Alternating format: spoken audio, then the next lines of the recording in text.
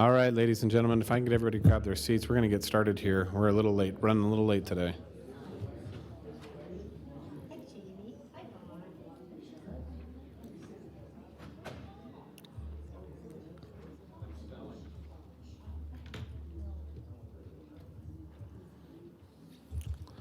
All right, good morning.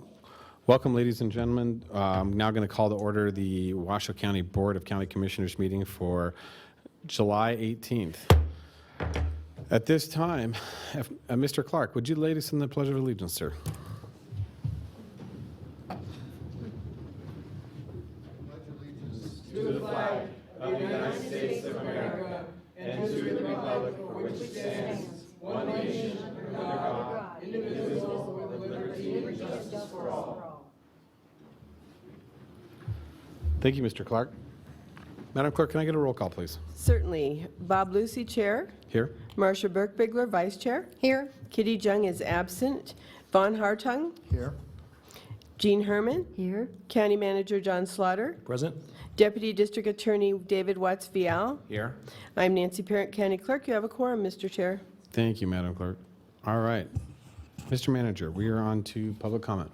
Item 3 on the agenda, public comment. Comment heard under this item is limited to 3 minutes per person and may pertain to matters both on and off the commission agenda. Commission will also hear public comment during individual action items with comment limited to 3 minutes per person, and comments are to be made to the commission as a whole. Great. And I have quite a few individuals signed in this morning, so I will call you one at a time, and if you could queue up right behind one another. First, I have Chief Moore.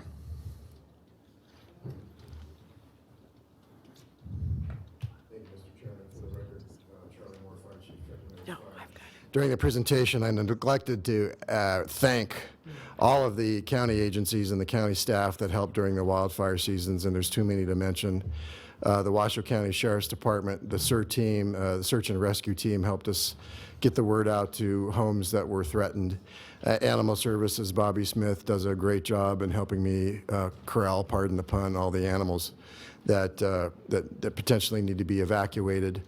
And the county manager staff, Kate Thomas, Al Rogers, Manager Slaughter, were there at the EOC to help me message.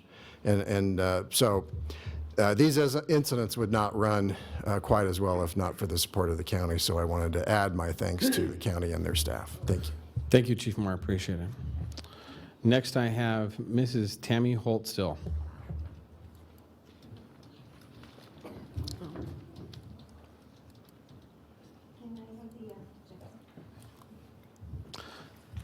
Can we get the projector, please? The overhead, please.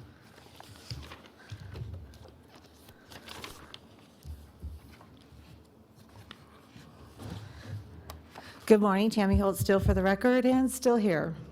I would like to start off by saying thank you to the nice response by your staff in the last week or so with different issues that have come up in the Mid-Valley and addressing them in this last week. I appreciate it. Thank you.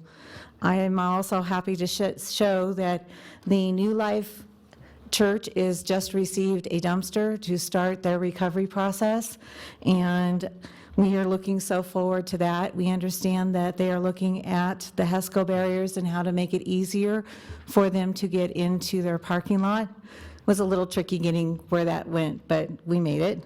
Also, one of my concerns, and I've asked this before and I'm going to ask again, is this church was underwater all winter. I am looking forward to seeing some kind of protection for this winter for this church so that it does not end up back in water again after it's starting its recovery process. I also want to state for the record, I did not receive a response regarding the permit issue on the health services. I know that the resident that was affected with this has been told to contact, but I had not seen anything official, so I have been able to let the rest of our neighborhoods know that if they have a health permit, that it is waived. Let's see, I am still recommending that we do a geomorphic study. It is important that we do this for the long-term solution for Lemon Valley, Silver Lake, and White Lake before any other building is done. Also, I noticed that on the back of your agenda you have here it's showing the different boards that the commissioners are on. I would like to state that I noticed there's been a change in the flood management. I hope that this is not detrimental to Commissioner Herman or to Lemon Valley regarding the flooding. I also did not receive a response regarding conflicting information that I brought up to you guys last week.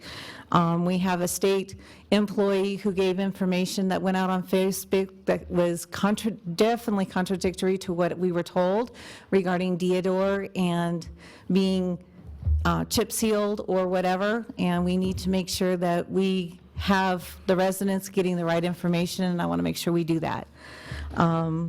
Just a reminder, there's only 2.5 more months until winter, so we still have a lot of progress we need to do before then. And I wanted to show you this resident and the other residents on Pompeii are still in this position. That's how it looks today. Thank you. Thank you, Mrs. Tammy Holtstill. Next, I have Mr. Danny Cleus. Tam.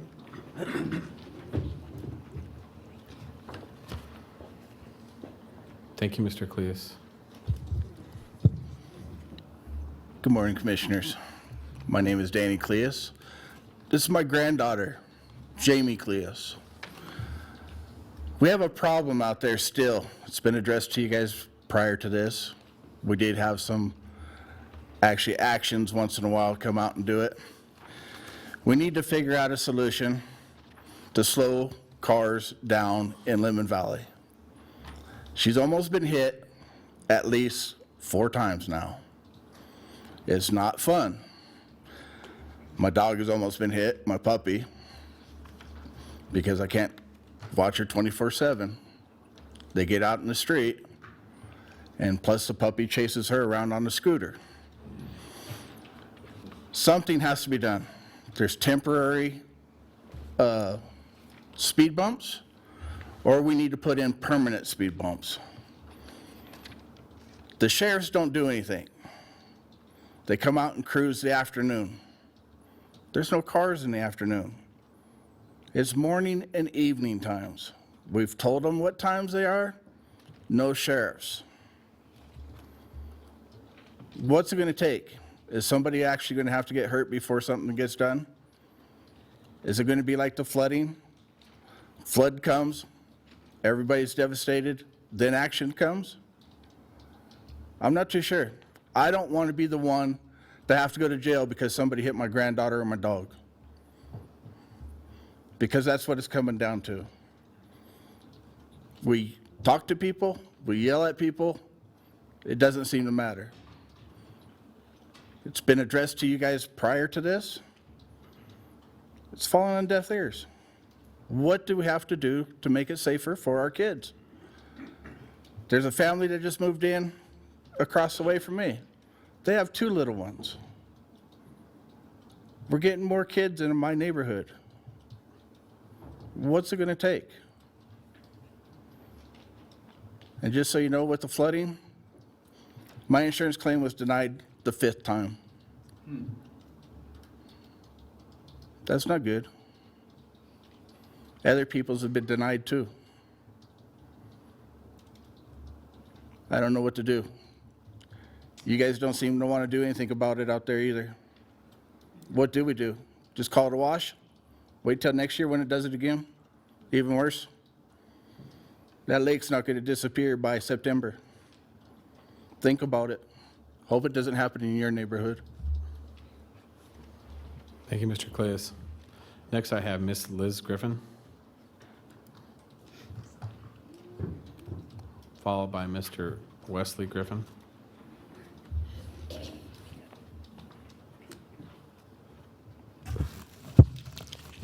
Hi, I'm here once again to speak on behalf of the Save Wild Creek organization. Today, I just wanted to take a minute to talk about sphere of influence. Many of you folks hold dual positions. We know that. You may be an elected official, a person, you may be on a board or on a commission. And sometimes we hear, well, this one doesn't interact with this one, or I have no say here, or whatever. But we all know, as an official for the public, you do have kind of a constituency responsibility, no matter which position you're serving. And I'd like to remind you of that today. Later today, you're going to hear about a situation with the RSCBA, which nobody seems to want to address because they're such a separate entity. However, they're impacting our community. They are impacting our quality of life. And they are in a position and are going to take away a public treasure that we all use. And I am hesitant to believe that not any one of you has any influence over that decision. Certainly you may not vote, you may not stand up and speak, but we do know you're not an isolated community any more than the RSCVA board members are. We are asking for your support, and what we are asking for is due diligence in what's going on. The appearance to us is it's a done deal. Should not be a done deal. There are many, many unanswered questions, especially fiscal questions. So we're asking for you to look at what we believe is also your fiduciary responsibility. In a few minutes, you're going to hear some figures that may point out to you that the RSCVA doesn't exactly have it fiscally all together either, and that's perhaps the reason that they're not in a position to be involved in this decision about the Wild Creek High School in the first place. Thank you. Thank you, Mrs. Griffin. Next, I have Mr. Wesley Griffin, followed by Mr. John Hesse. I'm sorry. John Hesse.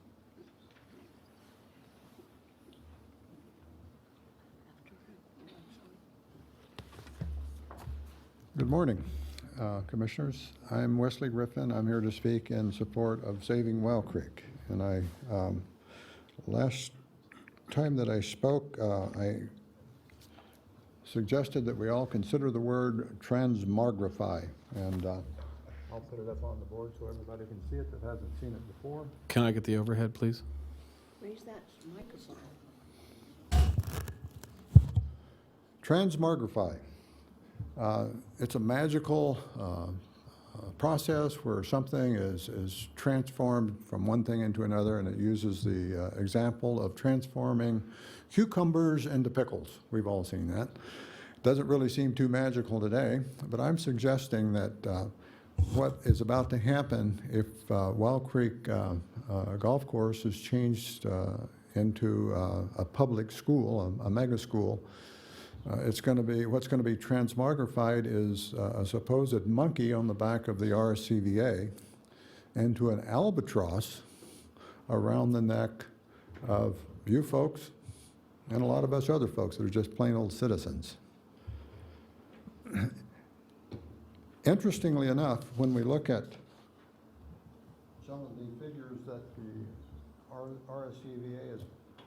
the figures that the RSCVA has posted in their operating budget for the fiscal years 2016 and 17, we see that the Sparks Convention Center losing over $1 million per year. We see that the bowling stadium losing over $1 million a year. Reno Event Center, almost 200,000. Reno Sparks Livestock Center, 715,000. And of course, Wild Creek, they're showing 243,000. Why are we looking at Wild Creek Golf Course? I mean, it seems to me that there's some other things that ought to be looked at. When we look at Wild Creek, we see they're losing 243,000. I believe that could very easily be flip-flopped and be showing a gain of 243,000, if not more. Very simply, by having that put under private management. Instead of projecting an increase of $100,000 a year, it could very well be $300,000 a year if it was managed properly. Instead of showing increases of expenses of $6,000, we could very easily be showing decreases of expenses of maybe $300,000. That could be done by getting rid of the effluent water loan, or at least restructuring it, and private management. Thank you, Mr. Thank you. Griffin. Next.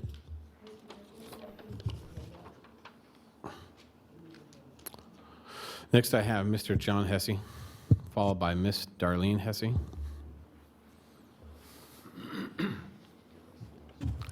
Thank you very much for taking the time to listen to us. I'm speaking on the Save the Wild Creek. Thanks for pronouncing Hesse instead of, thank you, Mr. Lucy. Anyway, Saving Wild Creek. I don't quite know where to start, although I've got some notes here. Washoe County School District, if they get the property, and I'm hoping they're not going to get the property from you folks. I hope that that deal doesn't go through. But anyway, they plan to destroy this golf course and build a mega high school there. Nice to have a school, but it's in the wrong place. We have traffic congestion there that right now is terrible. We've all driven, if we're living in the Sparks area, McCarran, Whittakin, those roads around in there, especially during the traffic hours, it's just horrendous. The flood control, the golf course is a major flood control basin and preventing a lot of serious flooding. And I'm just afraid if there were some buildings there, instead of just the golf course, that it would be, I don't know what the flood insurance would be, but it would be horrendous. And I'm in the insurance business. The location on this school, there's very few students that are living around here, and they're going to all have to be, not all, but a lot of them are going to have to be bused in. And if you're 16 or 17, you'd like to drive your own cars in. I'm sure the faculty, the teacher, it just goes back into the traffic part of it and the location. The cost on this project is is tremendous. This WC1 funding, I'm hoping that this WC1 funding is going to go in to help some of the other schools out rather than to build a mega high school on a beautiful golf course. The next point that I have is that the golf course itself is a home course to both Hug High and Sparks High golf teams, and also the Special Olympic teams. If this golf course gets closed down, I mean, they'll go somewhere, I guess, but it's right in their neighborhood right now. Last but not least, and I'm looking at a lot of nice faces up here and a lot of people that have come to various meetings, but we need some more transparency before we go forward with this. When you go out to buy something, you don't just say, this is the place for it. You look around. There's got to be other locations. Until I find some transparency with all of you on why this is such a diamond in the rough, I'm just totally against it. The last quote in the Reno Gazette-Journal was like the Obama bill that got passed, 600 pages. Let's just go ahead and pass it, and we'll figure it out later. And that's what reminds me of what this golf course is going to be. Thank you, Mr. Hesse. Thank you. Ms. Darlene Hesse.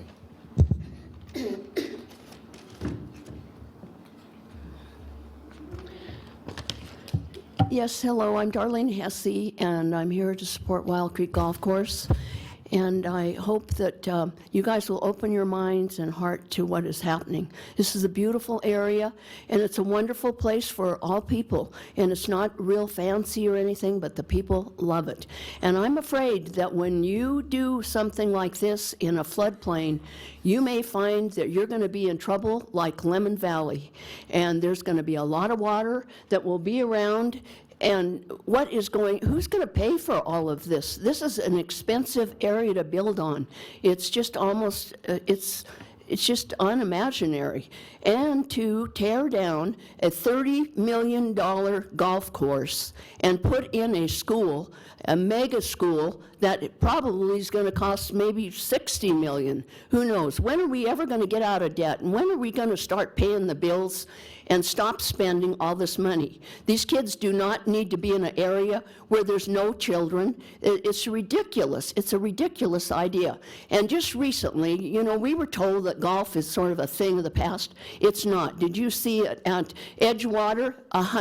There was 41 or 46,000 people that were there. Now I can see this property is really a wonderful property to bring back to life. It's been cheated of its 1% that should have been taken care of. I think that 1% flew out the window and helped other things. How about all these other deficits, the $1 million, the bowling stadium? How about the convention center? I mean, the people of Washoe County should be outraged by this. I can just see all this WC1 money floating to all these other areas when it should be for the kids. I am for the education. It is very important that we have good schools, but we need managers who, where are all these teachers going to come from? Supposedly there's a teacher shortage. We need to open our hearts and eyes and see what the people of this county, what you're doing. And another thing too, I read, and the grand jury in 1976, they found that the public officials, they should include us in all these things that are going on. We're not included in anything. We hardly know anything about all of this, and we have been there for 40 years. It's been a very secretive thing that has happened, and it's not a fair thing. And just put yourselves in our position that somebody, you've lived there 40 years, you've seen animals and beauty and beautiful sunsets and just people coming and enjoying themselves, and this is all going to be taken away. People should be outraged with all of this, and you guys should start telling us the secrets. Thank you. Thank you, Ms. Hesse. Next, I have Ms. Paula Smale.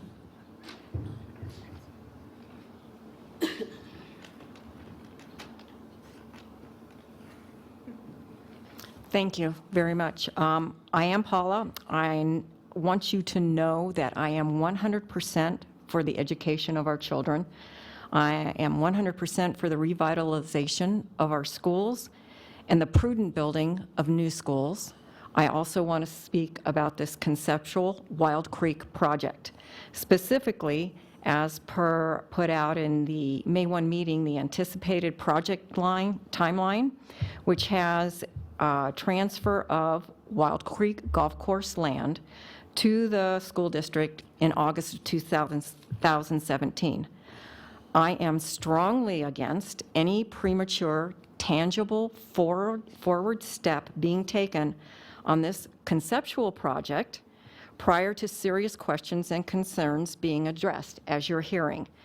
And these serious questions and concerns should be addressed as dictated by due diligence and fiduciary responsibility. Taxpayers and constituents, your constituents from around this whole region have been requesting documented studies from you, to which we are being told there are none because it's a conceptual project. That brings me back to my issue of a premature, tangible forward step, a transfer of land prior to it making any sense. Pete Etchart has been heard to say that there will be no land transferred in August. Couple that with the press release put out by homeowners who retained legal counsel to look into the lack of legal authority to make such a transfer, which was put out in June 30. Again, it doesn't make sense to go forward in this August unless that question is answered. To reflect back on what you've heard from the Lemon Valley people about flooding, building it in a flood zone, doesn't make sense. We can't mitigate. And I say we haven't in the past and don't seem to be able even now to take care of our current flood zones. And we're going to put 25,000 kids in another one. For the gentleman that talked about the high-speed traffic, McCarran is a high-speed arterial corridor, overcrowded, overused, as is Sullivan. Whittakin, we have people speeding down that road every day, and now we're going to put school buses on it as well and congested even more.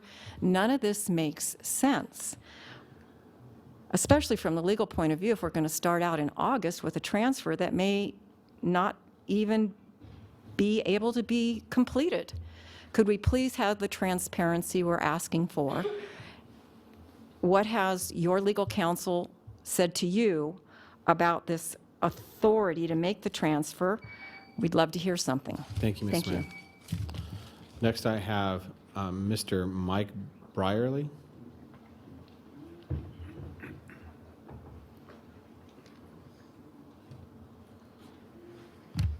Good morning. Thank you for allowing me to speak. I've been around town for quite a long time. In fact, years ago, I used to work for the city of Sparks, and I was one that was partially instrumental in creating Wild Creek Golf Course. Mayor Lillard and myself negotiated along with our council with Joe Conforti to buy this land. We, as the city of Sparks, wanted to undertake this project at the time, but couldn't really afford to do it. So Mayor Lillard was successful in getting the convention authority to take over the project. The way I look at it, Fair and Recreation Boards, which is listed in our NRS, those rules and regulations have kind of been diminished.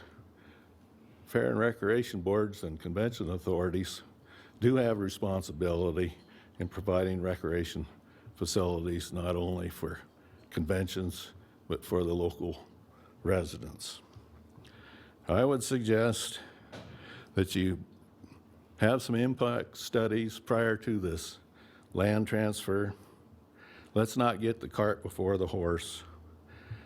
And if this thing does transpire, the schools should pay for the traffic and the impacts that are going to be placed on this project. The city of Sparks doesn't have enough money to build new streets. And this is also going to affect State Highway, McCarran Boulevard. Thank you. Thank you, sir. Next, I have Mr. Davidson Simons. Mr. Davidson Simons? All right. Seeing no Mr. Simons. Next, I have Miss Kathleen Shoup.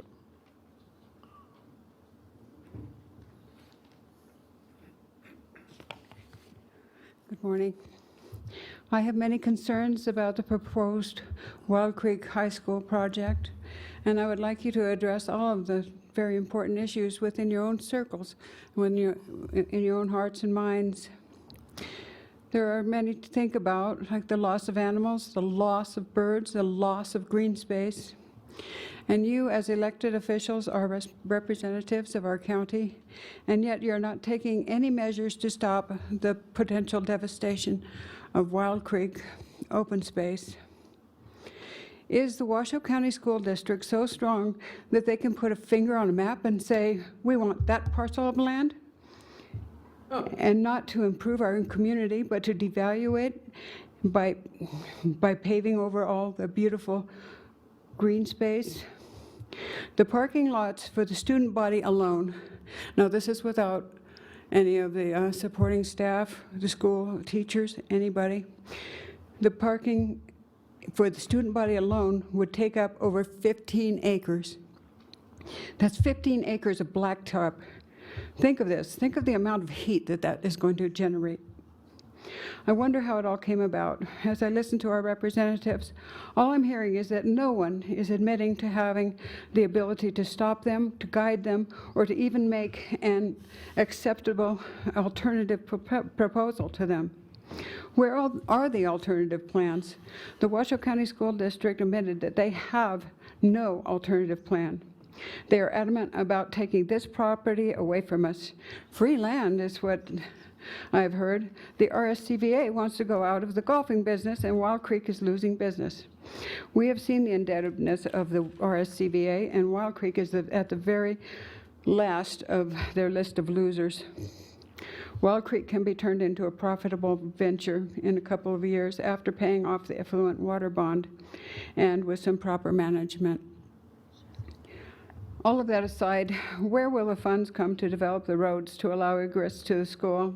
If Washoe County School Board goes with that pretty design that they have been so proudly showing around, they will also need the funding for the swimming pool, the meeting rooms, the tennis courts, and the walking path. And that's not to mention the redesigning of a few remaining holes of golf that will be unplayable by many people due to the steepness and the rockiness of the terrain up in that section. Where will all this funding come from? It's beginning to look like this whole project is going to cost the taxpayers, your electors, unnecessary bundles of money. This is taking and then taking more to replace what was originally taken. It is at best left alone and another more suitable property chosen. Thank you, Ms. Shute. Next, I have Mr. Tim Stoffel.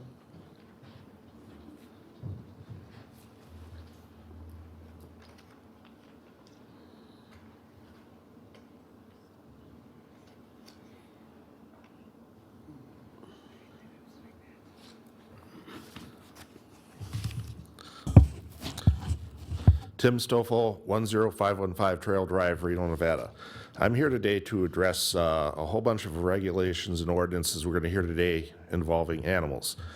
This is yet another round of a process that has dragged on for 3 years here, where we have been trying to deal with animal services, trying to regulate and micromanage the animal owners of this county. We have asked many times for this commission to have animal services work with us and try to develop something that meets their needs and meets our needs. This commission has directed them to do so, but instead, what do we get? They come and write some regulations, says, oh, you can come and hear it, and and at least you can ask questions about. The next time, oh, you're allowed 3 or 4 things to comment on. And they made some changes, but they also made some things worse. And then they decide that they're going to take the authority in their hands, eliminate the animal control board, and instead substitute themselves for it. And so what's happening is, in the process of all this, they're micromanaging animal owners, taking away their due process, and advancing a very bad agenda that's supported by the animal rights people, the shelter industry, as it's been come to be called, and other things that are not good. Today, this commission has a chance to put a stop to this and not introduce these ordinances, and to get the animal services to go and work with us on something that'll work with it. I'm really hoping that they will decide this. You're going to hear a lot more things about what are wrong with these bills today from others and from myself as well. And it's time that we put an end to this craziness and get about to the thing of being good animal owners. Animals are a big part of all of our lives. Unnecessarily regulating them or making it so that people cannot have animals it's beyond unspeakable. Thank you very much. Thank you, Mr. Stoffel. Next, I have Mr. Charles Albright.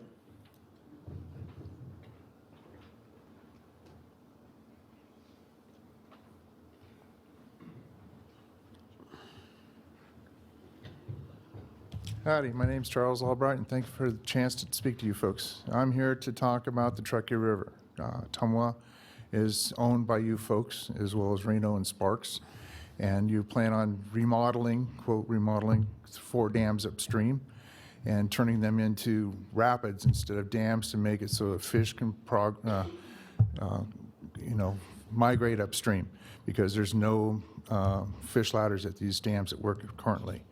Instead of taking the dams out, which would be logical, and getting rid of the decommissioning the power plants, which only create supposedly 2,500 homes worth of utility needs, you're going to instead spend millions of dollars with U.S. Fish and Wildlife money, as probably your own as well, to take and fill in below these dams and make rapids from the dam heads that exist now downstream. Some of these dams are close to 100 yards wide, and you're going to fill that in on a slope that's probably 10%, something like that, for an elevation of 14 foot of drop.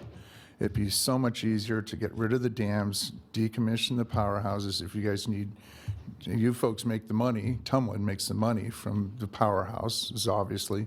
They're all been recently retrofitted and stuff. There's lots of money spent, I admit it.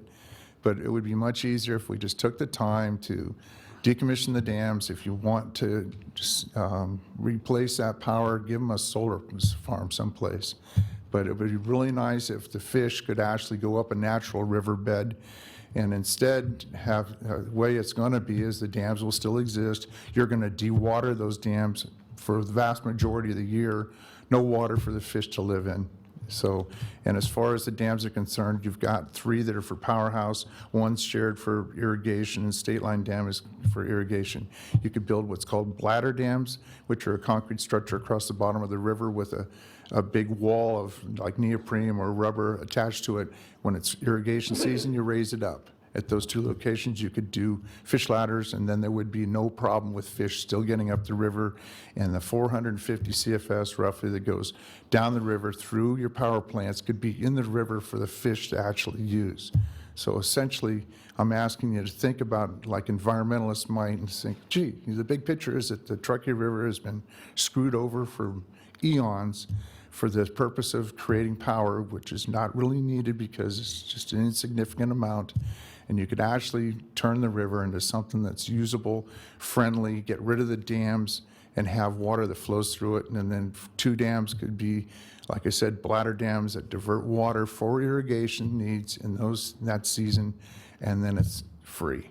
But thanks, consider it. Maybe you guys could do a public meeting or something like that, at least to discuss with the city of Reno and Sparks and Tumwa what's going on. Thank you. Thanks. Next, I have Mr. Chris Vaught. Miss, I'm sorry. It has you down as Mr. I'm sorry. Miss Chris Vaught, I apologize. It's not the first time that's happened. I am Chris Vaught from Washoe Valley. You'll be hearing from me again during the specific agenda item number 8, having to do with the proposed variance permit. However, I wanted to just speak now and say how deeply saddened and disgusted I am with the way that the county is conducting business regarding the amendments to the animal ordinances. As a person with 20-plus years employed with the federal government, I firmly believe that there is a role for government in our society. I took my role as a public servant extremely seriously, and I conducted myself with the fact that I was there to facilitate the public's bidding and that it was citizens' tax dollars that were paying my salary. I quit the federal government when it became impossible for me to serve the public effectively, and when I was being asked to do things that were clearly unlawful, did not fit in with the job that taxpayers are paying me to do. I'm not, nor are any of the animal owners that I know, anti-government. And we all believe that a certain amount of regulation is warranted where animal welfare is concerned. However, the county's lost their way where these ordinances are concerned, and it is sad that instead of feeling like a partner with my government, and I have tried to work with animal control and given them language and given them suggestions, I feel isolated, patronized, and downright scared. It's not government's role to take control of my property and get it in between me and what I believe is the best interest of my animals. It's not the government's role to micromanage my day-to-day life where my animals are concerned. It's not the government's role to develop ordinances that detrimentally affect me and my animals simply based on an ideological belief of out-of-state special interest groups with an anti-human agenda. It's not government's role to deprive me of my constitutional liberty to determine the best interest of my property and to deprive me of my due process rights simply because there's an animal involved. Because you see, that's the main objective and goal of the animal rights ideologues, to equate my human rights with those of animals. Since animals will never be moral beings and never understand the concept of rights or the responsibilities that go with them, or be able to raise themselves up to meet the obligations that go with rights in order to bring equality to humans and animals, human rights must be downgraded to achieve that equality. I don't cast votes for people I believe can speak for my animals. I cast votes for people who can speak for me and who have the best interests of the human citizens at heart. Because the minute you start representing animals, you stop representing humans. And when you stop representing human interests and rights, you are no longer within the proper role of government, in my opinion. If you go through with these ordinances as proposed with no regard to the owners and the people that have years and years of experience in animal husbandry with these animals, you most certainly have lost your way and are not serving those who voted you into those chairs. Thank you. Thank you, Ms. Vaught. Next, I have Mr. Bill Majoria.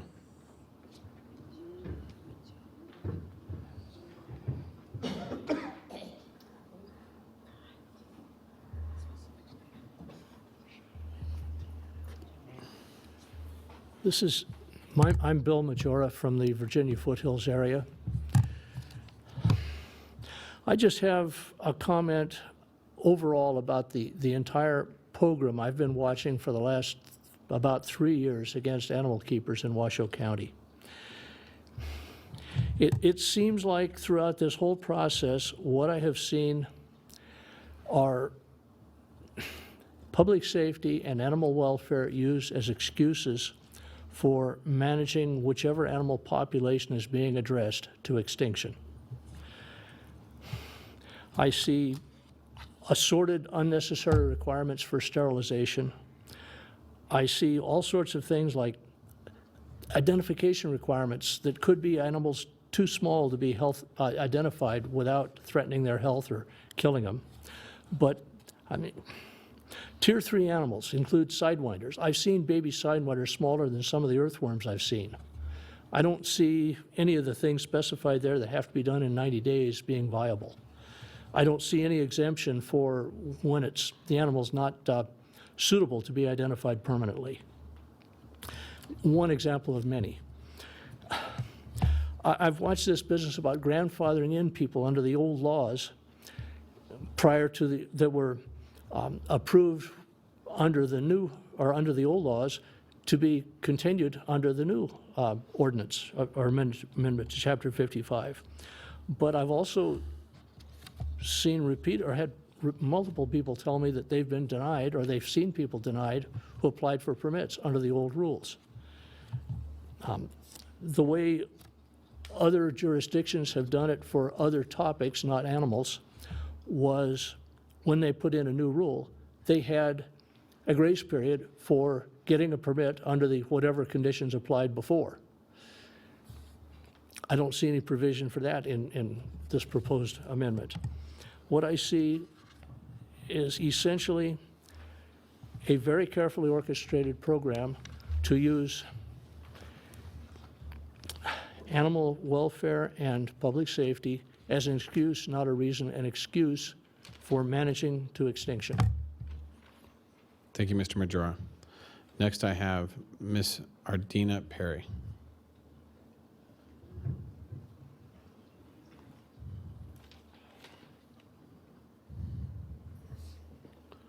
Thank you.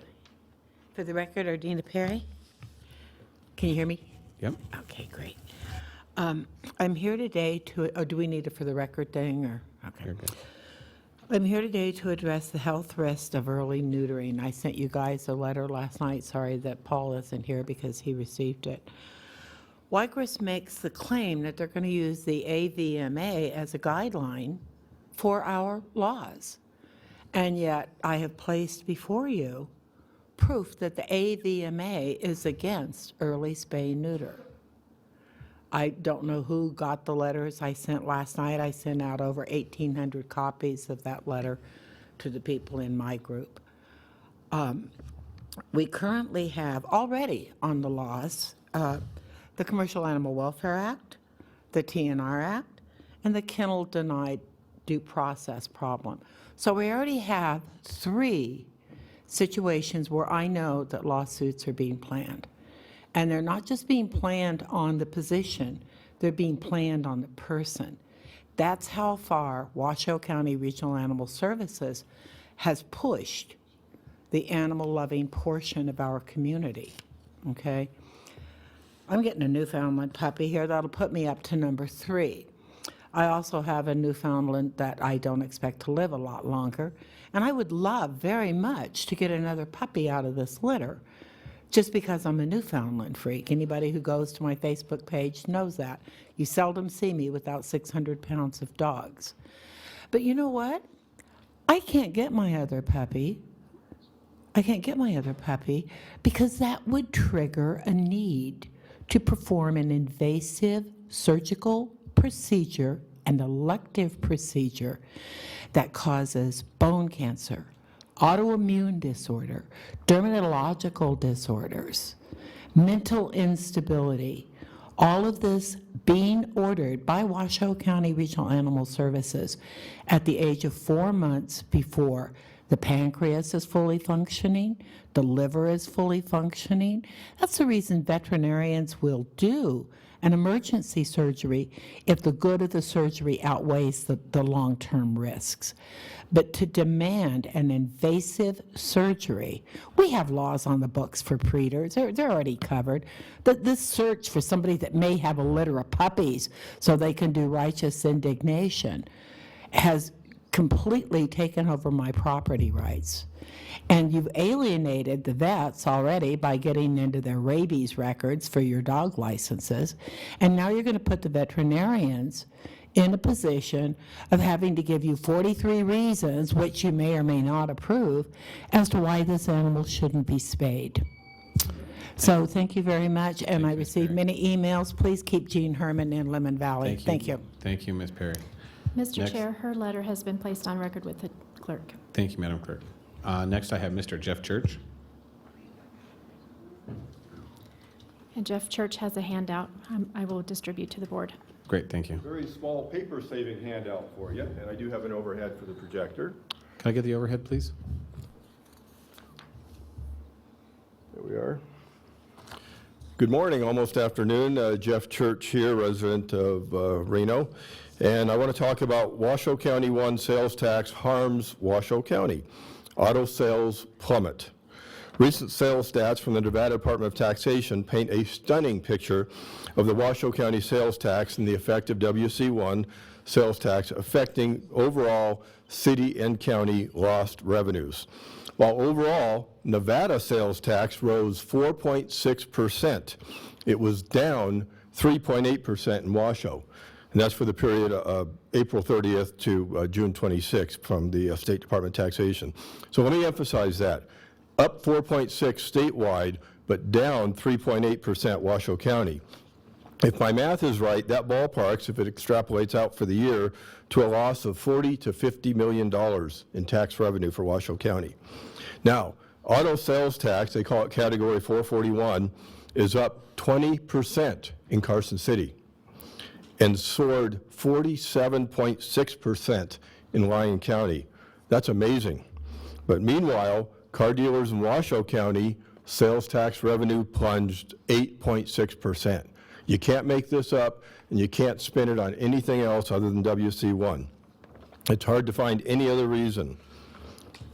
Various out-of-county dealers emphasize, as I have here, the tax savings. For example, Lyon County, I believe, 7.1% versus 8.265% in Washoe County, a big difference. The sales tax is in spite of Washoe County's booming population. If the population is up 6% a year, then you would expect sales tax to be up 6%, not down 3.8%. How do we explain that? I also want to segue in my remaining minute into a different topic. May 3rd, Paul Liparelli, the county council, emailed me that they were looking into concerns about membership of Washoe County in the county, or correction, in the Reno Sparks Chamber of Commerce. I spoke to you before about that. That was May the 3rd, so I'm hoping that there'll be some response to that and that you would make that response public. I want to be clear that the Chamber of Commerce is not a 501c3 organization. It is a political advocacy organization. Trey Abney of the Chamber is a paid lobbyist. For you to belong to the Chamber, I believe, is possibly illegal and definitely inappropriate. Washoe County Parks belongs. Sheriff's Office, Chuck Allen, why is he a member of the Chamber of Commerce? Washoe County Senior Services, they report the District Attorney Chris Hicks. Nancy Parrott, the clerk, is a member. The County Commission, a member. The Health Department, a member. Why do they belong to the Chamber of Commerce? And if they don't, you need to send a letter to the Chamber saying cease and desist and reporting that as such, because it's wrong. Thank you. Thank you, Mr. Church. Next, I have Mr. Sam Dene.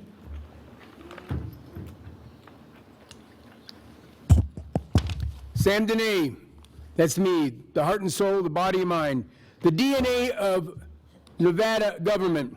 First of all, I'm an Air Force Academy graduate. I've attended more meetings and been at more podiums than all of the citizens in Reno added together. I'm responsible for 92% of the good things about Reno. If somebody wants to challenge that, come on up. It's the Lord's truth. First of all, I'm very honored that the young lady back there came up to me and asked me to speak against item 8 on this agenda.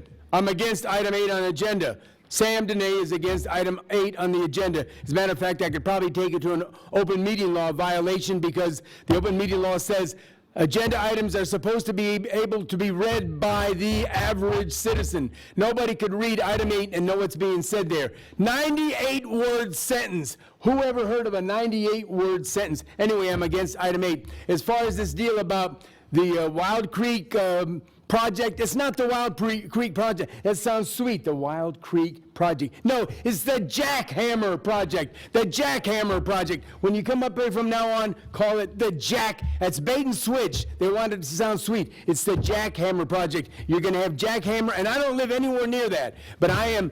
Once you give the bureaucrats a bottomless pit of money, which this does, before the ink is even dry, this is a corporate welfare absolutely illegal project, and it should be stopped. They shouldn't be getting lawyers. They should get the DA. Well, I guess the DA. I don't know who you can really trust anymore in America. They should have charges being brought against this and find out who is making money off of this boondoggle project up there. And I don't even live there.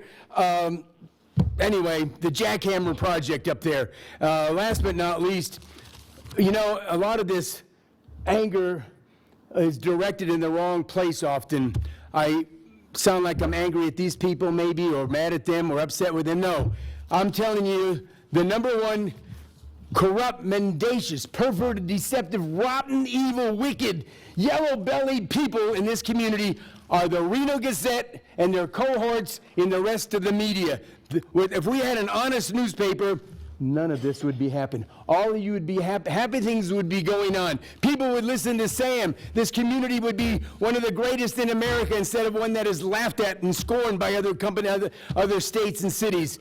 Sam Dene, this media wacko freak newspaper is so scared to death. Here I'm saying, I'm basically choosing them off, and they won't say a thing about this tomorrow because they're so scared, nodding her head, scared and jealous of the most truthful person in America, certainly the most truthful person here. Thank you, Mr. Dene. Thank you for thanking me, and you're welcome. All right, seeing no further public comment, we'll bring it back to the board at this time. We are on to item 4, Commissioners and County Manager. Mr. Manager. Mr. Chair, this is item 4, Commissioner, County Manager's announcements, reports, updates, requests for information, or topics for future agendas. All right. Mr. Manager, do you have anything at this time? No? Commissioners? Commissioner Hartung? Thank you, Mr. Chairman. I'd like to just mention how sad we are for the missing Asquaga family member at Lake Tahoe. They just found him. They found him? Mm-hmm. Was he safe? Alive? Yes. There is a God. God Safe. bless him. That's wonderful. Yep. That's great. I did not hear that. I'd like to put on our dashboard that, and Mr. Smith knows about this, we have an issue with racing on Silent Sparrow. And so, yep, that would be it. And so I just want to keep track of it and basically what's going on. And then, many of you might actually find this appropriate. There are a number of calls that are coming in these days for issues that don't really exist. And I will play this for you. Against your name, ignoring this will be an intentional attempt to avoid initial appearance before a magistrate, judge, or a grand jury for a federal criminal offense. So before this matter goes to federal claims courthouse, or before you get arrested. So call us back our number on 619-981-9503. Again, the number is 619-981-9503. Hope to hear from you soon before the charges are pressed against you. Thank you. They don't know your name. They know nothing about you. The IRS, of course, it's usually something to do with the IRS. They do not call. If you get these calls, call the Washoe County Sheriff's Office. Hopefully we can shut them down. They are not in this country, even though it is a number within the country, but the lines always go out. So most of us recognize that when someone calls and tells you that your computer is sending out error messages, that it's a hoax. It's not, they're just trying to take you. But there are some who really feel that these kinds of calls are genuine. They are not. That's all I have, Mr. Chairman. Thank you. Thank you, Commissioner Hartung. Commissioner Herman. Okay. In response to Mrs. Still's comment about the flood board, on the agenda, and then another constituent sent me a copy of what's on the website, and it says it too. So I'm sure it's just a typographical error, something that hasn't gotten attended to. So we'll get it fixed. So thank you. Thank you. Okay, seeing no further comments at this time, Mr. Manager. Mr. Chair, our next item is item 5, and I need to make a note that item 5A1 and 5A2 are not a part of the block group of consent items, so we need to take those out separately. Okay. So our next item would be 5A1, which is introduction of new county employees. All right, so we'll head on down. If our employees could line up, you'll come to the podium, introduce yourself, your department, and be welcomed by the commission.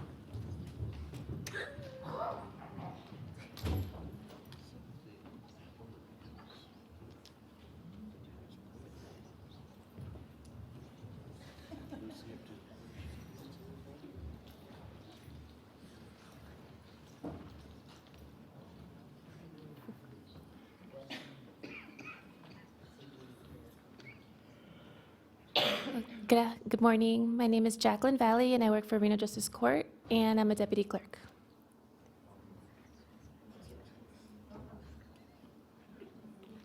Hi, I'm Jennifer Martinson. I'm with the District Attorney's Office. I'm an office assistant, too.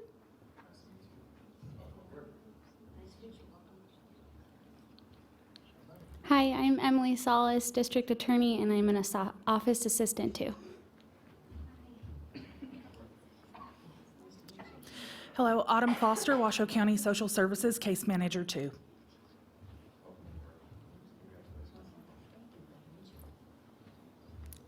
I'm Katie Proctor, Case Manager 2 with Washoe County Social Services.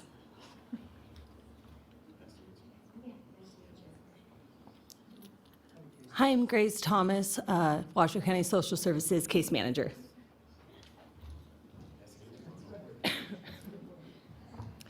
I'm Angela Mesger, Office Assistant 2 with Animal Services.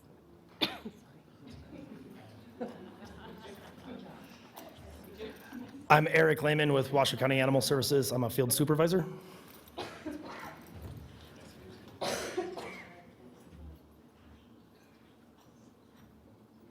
Congratulations to all our new staff.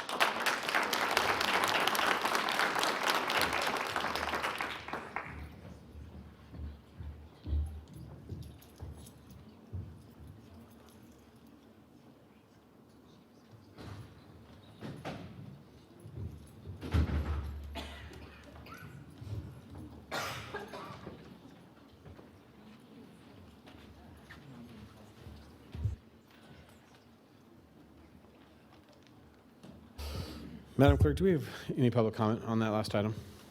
There was nobody signed in. Thank you, Madam Clerk. All right.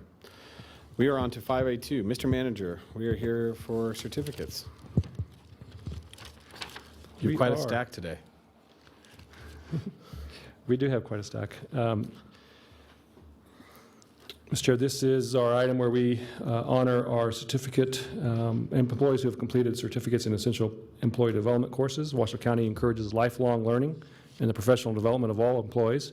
Administered by the Human Resources Department, Excellence in Public Service is a series of certificate programs designed to support employee development and performance. The completion of these courses over a 2-year period demonstrates the employee's commitment to continuous personal and professional improvement and to Washoe County's journey of excellence. We are pleased today to recognize that commitment by the employee as well as by their individual departments.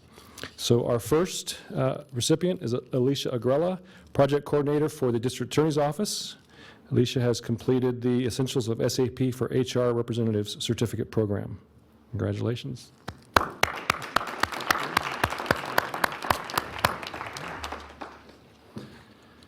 Next is Stacy Ettinger, Senior Appraiser for the Assessor's Office. And Stacy has completed the Essentials of Management Development Certificate Program.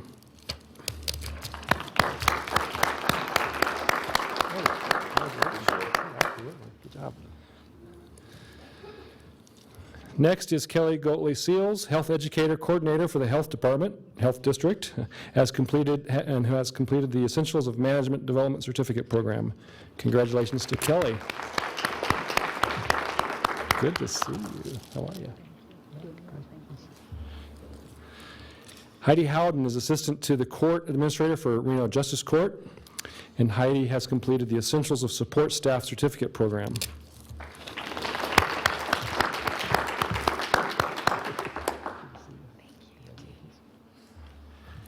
Stacy Jackson is an Appraiser 1 for the Assessor's Office, and Stacy has completed the Essentials of Management Development Certificate Program. Congratulations to Stacy.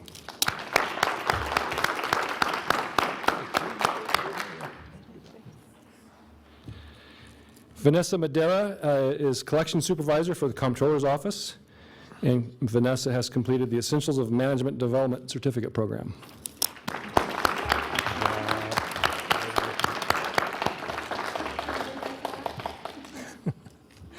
Ramona Martino, Office Support Specialist for Human Resources, has completed the Essentials of SAP for Human Resource Representatives Certificate Program.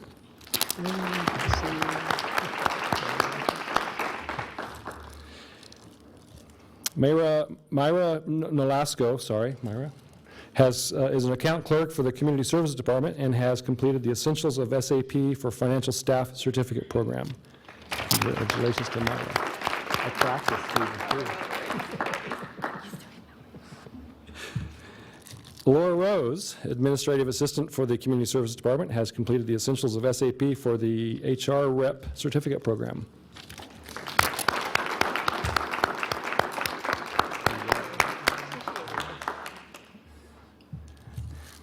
And last but not least, Laura Zimmer, Assessment Services Coordinator for the Assessor's Office, has completed the Essentials of Management Development Certificate Program. Congratulations, Laura. Good job. Great, sounds it. Big round of applause for all of our recipients today. Thank you very much.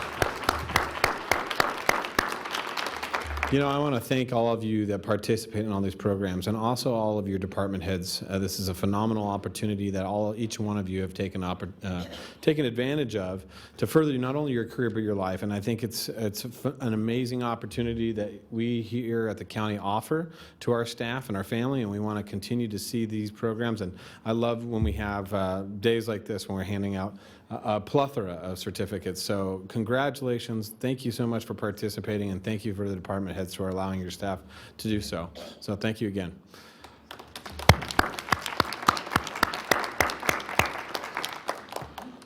All right, Madam Clerk, do we have any public comment signed in on this? No, there is no public comment. Thank you very much. So we are on to 5B1, Mr. Manager, and I would like Madam Vice Chair, if you would do the honor in reading our donations today. I would be happy to do that. So 5B1, we're accepting a one-time donation of public safety equipment in the amount of $1,250 from the Reserve Police Officers Association to the Washoe County Sheriff's Office to be used for the Reserve Deputy Program and the search and rescue teams. And 5B2, we're approving the donation of 7 decommissioned ballistic vests with an approximate value of 0 to the state of Nevada Peace Officer Standards and Training Academy for the Washoe County Sheriff's Office. Yeah, that's exactly right. 5B3, we're accepting a donation of various K-9 equipment, total value $16,471.92 from Washoe County K-9 partners to the Washoe County Sheriff's Office to be used by the Washoe County Sheriff's Office K-9 unit. And finally, 5C, we are accepting donations in the amount of $320,000 from the Wilbur May Foundation. $220,000 is restricted for fiscal year 2017-18 general operating support of the Wilbur D. May Center, excluding all county overhead expense items, and $100,000 is restricted to support fiscal year 2017 temporary exhibits at the Wilbur D. May Museum. And again, I would like to thank all of the citizens who come forward and make donations to the county. We absolutely could not continue running this business as effectively as we do in all of these different areas without all this support. Thank you. Fantastic. Thank you so much. And Madam Clerk, do we have any public comment signed in on any of the items? No, sir, there's nobody signed in. All right, seeing no public comment signed in, I will accept a motion to accept all items in 5. So moved. Second. I have a motion by Vice Chair Burkbigler, second by Commissioner Herman. All those in favor signify by saying aye. Aye. Aye. All those opposed? Motion carries unanimously. All right, Mr. Manager, we're on item 6. Item 6 is recommendation to select and appoint a member of the Washoe County Board of County Commissioners to the Animal Services Advisory Board. And Cheyenne Schul, Director of Animal Services, is here to lead us through this item. All right. Good morning. Good morning, Ms. Schul. How are you? I'm good, thank you. Can you hear me? Yes. Good morning. Cheyenne Schul, Director of Regional Animal Services. As a reminder, in August of 2016, your board adopted an ordinance to amend Washoe County Code, Chapter 55, by creating an advisory board specific to animal services. The purpose of the board is to hear quarterly updates from animal services on topics such as statistics, staff reports, budgetary items, programs, outreach, educational topics, code amendments, and future goals and mission of the department. The composition of the board is as follows. We have 7 members, 1 elected from our Board of County Commissioners, 1 elected member of the Reno City Council, 1 elected member of the Sparks City Council, 1 veterinary professional or veterinary technician licensed to practice in Washoe County, 1 real estate or business professional, 1 person with a general interest to promote the health and well-being of animals in Washoe County, and 1 representative from a humane or rescue organization in Washoe County. Staff have been working hard on the infrastructure to implement this board. We have a timeline built, and our goal is to have our first board meeting in October of this year. The Sparks City Council has appointed their representative, Councilwoman Charlene Bybee. The Reno City Council has appointed their respective representative in Councilwoman Naomi Dewar. Staff is here today to respectfully request of this board to nominate and appoint a commissioner to serve on the Washoe County Regional Animal Services Advisory Board. All right, great. Discussion at this time. I do have public comment. Would we like to take public comment first? Let's take public comment first. Mr. Tim Stoffel.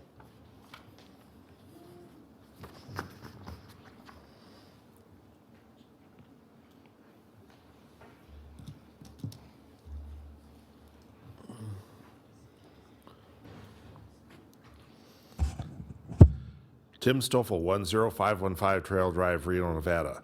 I would like to instruct this commission to select Jeannie Herman as the representative on this board. Thank you very much. Thank you, Mr. Stoffel. All right. I'll bring it back to the commission, seeing no further public comment at this time. Commissioner Hartung. Mr. Chair, and while I recognize we're here to talk about a member from our board, but it was appropriately, I think, pointed out by someone earlier that there is no one representing breeders on this board. And I think that that's an appropriate group. I mean, I have a number of breeders in Spanish Springs. I know you have a number of breeders in Washoe Valley. Mm-hmm. I don't know whether you do, Commissioner Burke-Bigler. It's hard to know because of your district. I'm positive there are a number of breeders in District 5, and I think it would be appropriate for us to add 1 additional person get applications and bring that forward.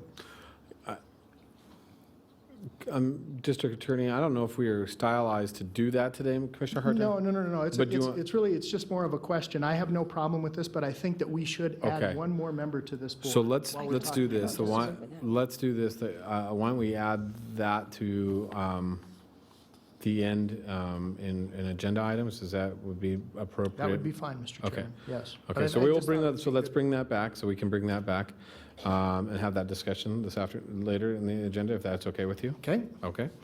And then, so at this time, we're looking to appoint a member of the Washoe County Board of Commissioners to this. So is there recommendations? Mr. Lainey? Chair? Yes, Madam Vice Chair. I think Commissioner Herman would be an excellent Second. an excellent person to put on this board because she not only handles animals herself, raising her horses and her dogs, and so I think she's perfect for this position, and I hope she would gladly take it on. Second. All right, I have a motion second. Commissioner Herman, would you like to say something? I would be very proud and happy to serve on that board. Okay.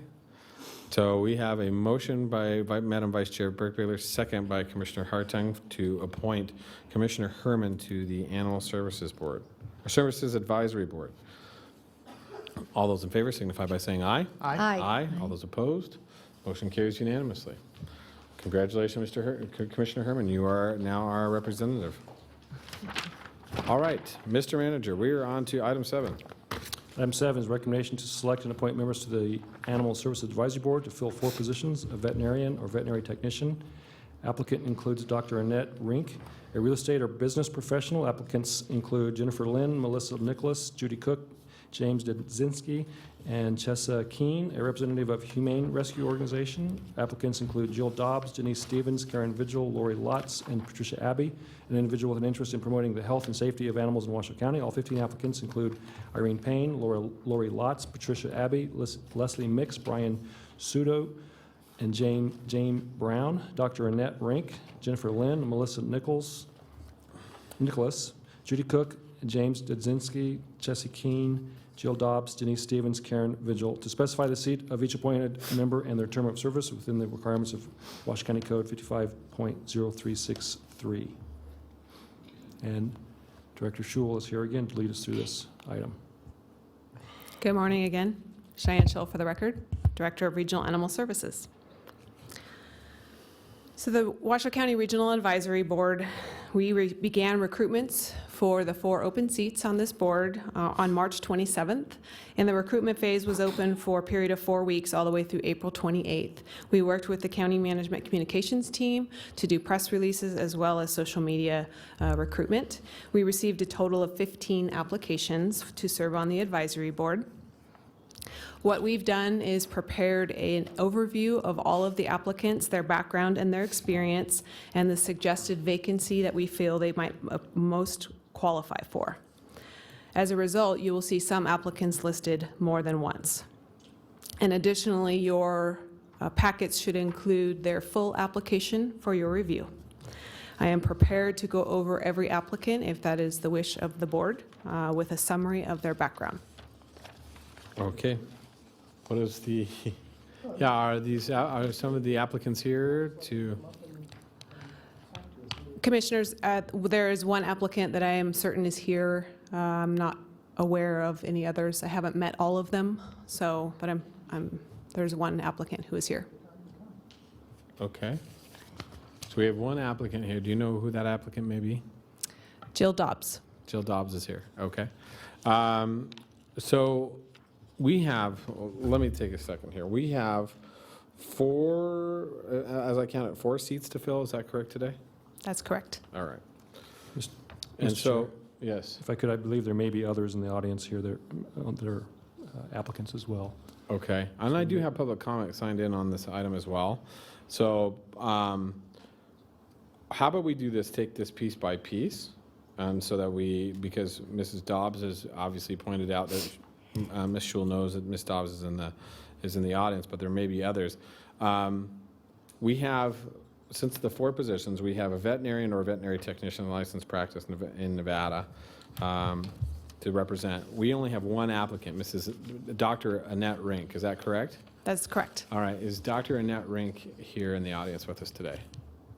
Seeing nobody standing up at any given time, how about we appoint this, can we do this one at a time? Mr. Well, you can have Raphael? a couple of different options here. What you might want to do is go ahead and have all of the applicants come forward and state the seat that they're applying for. Go ahead and allow them to talk to you if that's what you prefer. Then go ahead and allow public comment. Okay. And then go ahead and you could do that for all of the applicants for each of the positions. And then you could do the vote one by one for Okay. each individual position. Okay, then let's do it that way. I'm gonna, just for a point of reference, by show of hands, out of the applicants, is there, who here has applied to be, is it Ms. Dobbs, I'm assuming? Correct. And ma'am? Ms. Payne, I didn't see you back there in the darkness. All right, so Ms. Dobbs, why don't we have you come, if you will, if you don't mind, come up and briefly discuss your willingness to participate in this advisory board with us and entertain a few is that okay? Questions Sure. from the commission? Hi, Could you state your name for the record, ma'am? Jill Dobbs. Thank you. So, Ms. Dobbs, could you extend to us your reasoning to participate on this board, please? Sure, I am the current executive director of the SPCA of Northern Nevada. I previously have sat on the board of the Humane Society of Truckee Tahoe for about 10 years. 6 of those, I was board president. I've been involved in animal welfare, specifically shelter and shelter overpopulation, for about 12 years.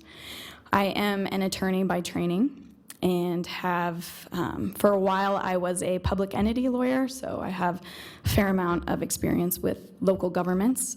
Granted, those were in Truckee, but I am licensed in California and Nevada, although both of those licenses are currently inactive. Okay. Commissioner Hartig, do you have any questions for Ms. Dobbs? Any commissioners? Commissioner Herman? Which position are you looking for? Because you're on 2 of them. Correct. So my primary motivation was for the representative of a humane or rescue organization, since I am, again, the current executive director of SPCA of Northern Nevada here in Reno. Based on the parameters for the board, I could also be considered for the, the individual with an interest in promoting the health and safety of animals in Washoe County. Okay. Which would you rather be? You said the first one. I would prefer to be the representative for a humane or rescue organization. I just think that that's most applicable to me and the interests that I would bring as well as the experience. Thank you. Thank you. Any questions, Madam Vice Chair? All right. Thank you, Ms. Dobbs. Thank you. Appreciate it. Ms. Irene Payne.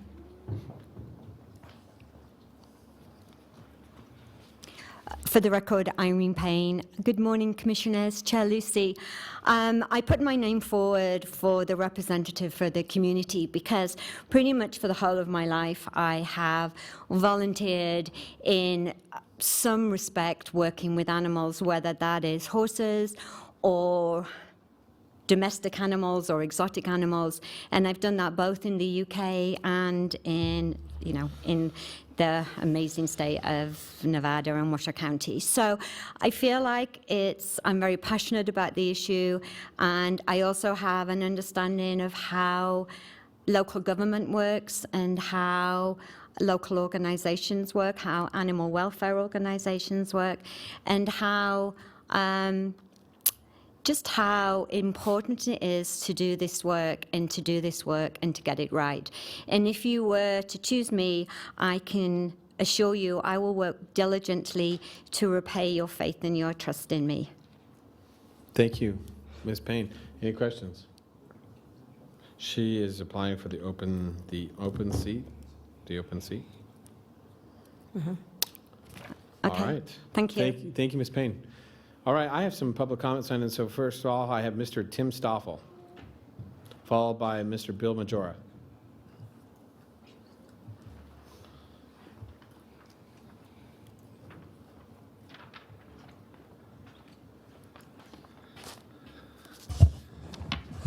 Tim Stoffel, 10515 Trail Drive, Reno, Nevada. This board, as composed here, doesn't seem to really reflect animal interest that much. It has politicians on it, it has a veterinarian on it, which is a good thing, but it has a Humane Society advocate, and it has a general advocate for animals. It does not have any representation at this point for animal owners, animal users, breeders, or anything like that. I appreciate Commissioner Hartung's suggestion that they add a dog breeder to this. However, we also have people in this county that Animal Services cover that have livestock, that raise and breed livestock. There's no one to cover those people. There is nobody that is on this commission to cover the interests of exotic animals and their breeders and stuff like that, and businesses that use those kind of animals. It seems to me that, you know, if we're going to have a board here overseeing a regulatory body, that the people that are affected by the regulatory body should be represented on this board in a significant manner, besides the politicians, the lawmakers, and those types of people. I really would like to see these kind of people added to the board, and I applaud the fact that this has been recognized, and I really hope that this will go forward today. I don't have anything more to say on this particular comment, so that's my comments. Thank you, Mr. Stoffel. Next, I will have Mr. Bill Majora. Tim said most of what was on my mind. The only thing I can add, and I don't know how you're going to do it, but I hope that you can find a way to screen out anybody who doesn't believe any particular class of animals should be kept. You want people who can evaluate every issue on its merits. Great. Thank you so much. All right. So we have seeing no further public comment. I will bring it back to the board at this time. And we're going to take this one item by one item each. Are there any further discussions?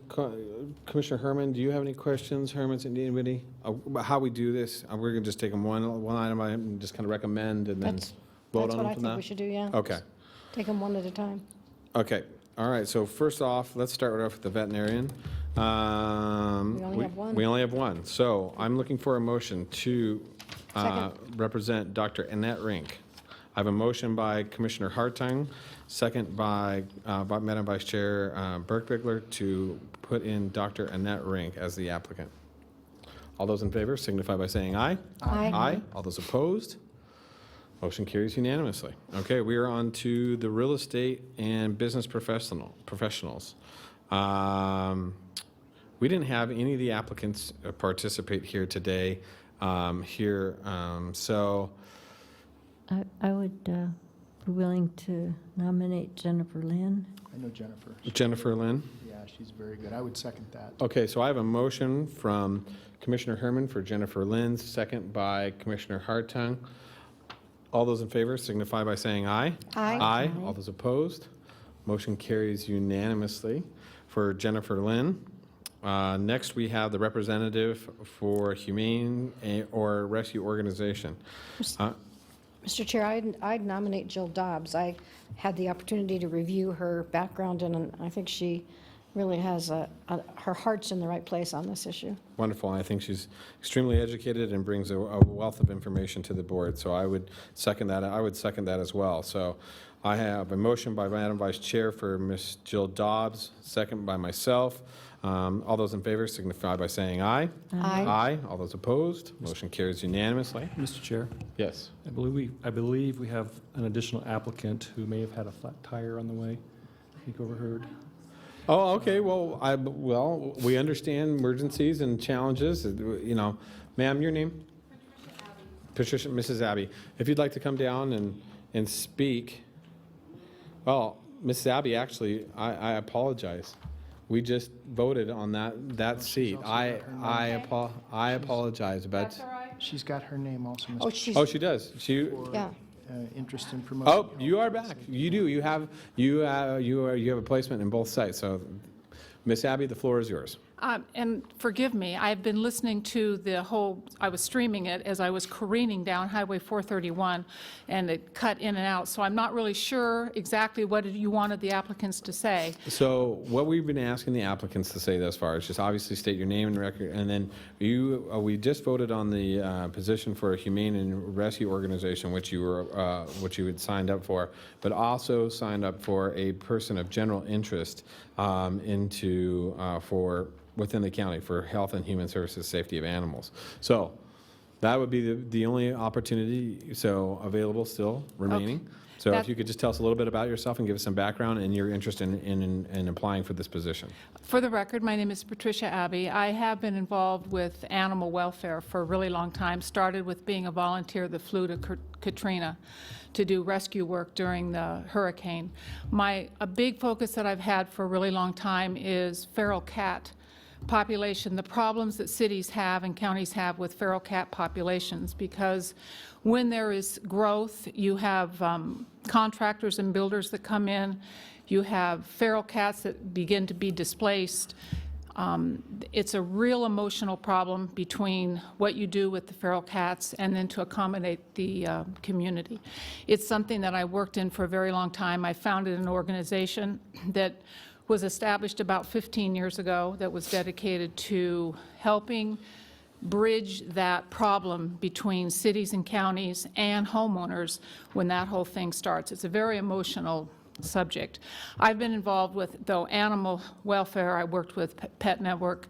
I've been a businesswoman, business owner for 30 years. And I'm retired now, so now I get to do all the fun stuff. So basically, that's what I've done. I have a huge interest. I have been on boards before in California. I was appointed to the California Advisory Board over there, so I'm familiar with how it works. And really and truly, and I said this in my resume, this job really was created for me. I really, really love working with animals and with government. I happen to be one of those people that find them both fascinating. So that's me in a nutshell. And I really did have a flat tire. I really did. It's okay. Thank you, Ms. Abbey. We appreciate Thank it. you. All right. I'm going to bring it back to the Mr. board. Chair? Yes. I just want to say a couple things very quickly. Sure. For the record, Dave Wattsby with the District Attorney's Office. This board does have a protocol for reconsidering prior motions if there was an interest in opening up the previous vote. I'm just letting you know that that's available, and if somebody wanted to do Thank that. you. Also, with the addition of Ms. Abbey, and because she did get a chance to talk, it may be advisable to go ahead and allow another public comment period to see if anybody has anything they want to add based on what she said, so that the public would have the same opportunity that it had with the other applicants. Okay. Seeing that with Ms. Abbey's testimony now, is there any additional public comment that would like to be heard at this time? I'm going to open public comment in regards to this item. Seeing nobody signed in for public comment or anybody standing up to participate in public comment, I'll bring it back to the board. Thank you, Mr. Wattsfield, for that additional. Is there any desire? I think Ms. Abbey still has an opportunity in this last section. So, is there an opportunity? What would be the pleasure of the board? Mr. Chairman, when we open up, I don't believe, Ms. Schul, do we have an alternate on this board? Have we appointed? Because I mean, I think it's appropriate to have, just kind of a general alternate, somebody who's knowledgeable in maybe a number of areas. Have we talked about that? And I'm not trying to grow the board and make it this unwieldy thing, but alternates aren't typically part of the board, but they could take over in the event that someone is not there to represent. Cheyenne Schill, for the record. Commissioner Hartung, we do not have an alternate format built into this language within code. However, when we presented this to your board last year, this topic of discussion did arise regarding various backgrounds that were not a part of the composition. However, as we all understand, that a board can only be so large before it loses its momentum and the ability for us to be highly functioning. So that seat that encompasses someone with a general interest was designed to encompass someone of any background, breeder or otherwise, with an interest to serve on this board. Yeah, but we don't have an alternate. We to do not fill have in. an alternate. And that's, I mean, that's the point. And every board we serve on virtually has alternates in the event that we're not able to fulfill our obligation for. Not all boards that are It's not blended allowed in all boards. Because this is part elected, part. Sure, no, I understand. So like our CVA, there's no, because it's part blended. Right, but all of our cabs have alternates. Yes. But they're, yeah, because there's no electeds Right. on there. Right, so, but, I'm sorry. No, I just a don't want to question. interrupt, so, are you done? Yes, ma'am. Okay. Thank you. Mr. Chair, I know Irene Payne quite well, and I think it would be beneficial to have someone on this board who not only has the interests of animals, but also has lots of communications experience, and she does. And she's out and about in this community a lot since she works for the school district. And although I certainly think that Ms. Abby would do a good job, I think that Irene would be a real asset to this board because of her PR experience and her communications experience. Okay. Second. And I have a second by Commissioner Hartung on this, and just for further discussion, I agree. I think Ms. Payne will bring a wealth of information in regards to government relations and how boards operate. I think that is an essential part of advisory boards and how to interact with government. And Mrs. Abbey, I appreciate your time and thank you for coming, and I think you would be a wonderful addition. I think this is due to the nature of this board and the decisions that this board will be making in the future. I think it's important to have representatives that can make those tough decisions, so to speak, and know how to interpret those within the government. So I have a motion by Madam Vice Chair Burkbeckler, second by Commissioner Hartung. All those in favor signify by saying aye. Aye. Aye. All those opposed? Motion carries unanimously. All right. And so that would conclude our appointments for this. Correct, Ms. Schul? All right, Chairman Lucy, that is correct. all right, we will bring it back to the board. At this time, Mr. Manager, we are on to agenda item 8. Item 8 is introduction and first reading of an ordinance amending Washoe County Code, Chapter 55, by vacating the Animal Control Board. Okay, Ms. Schul. Good afternoon, I believe it is now, Commission. Cheyenne Oh, yes, Scholl. the first reading, I'm sorry. I need a first reading. Hold on. I apologize. Madam Clerk, can I get a first reading? Yes, Please. Mr. Chair.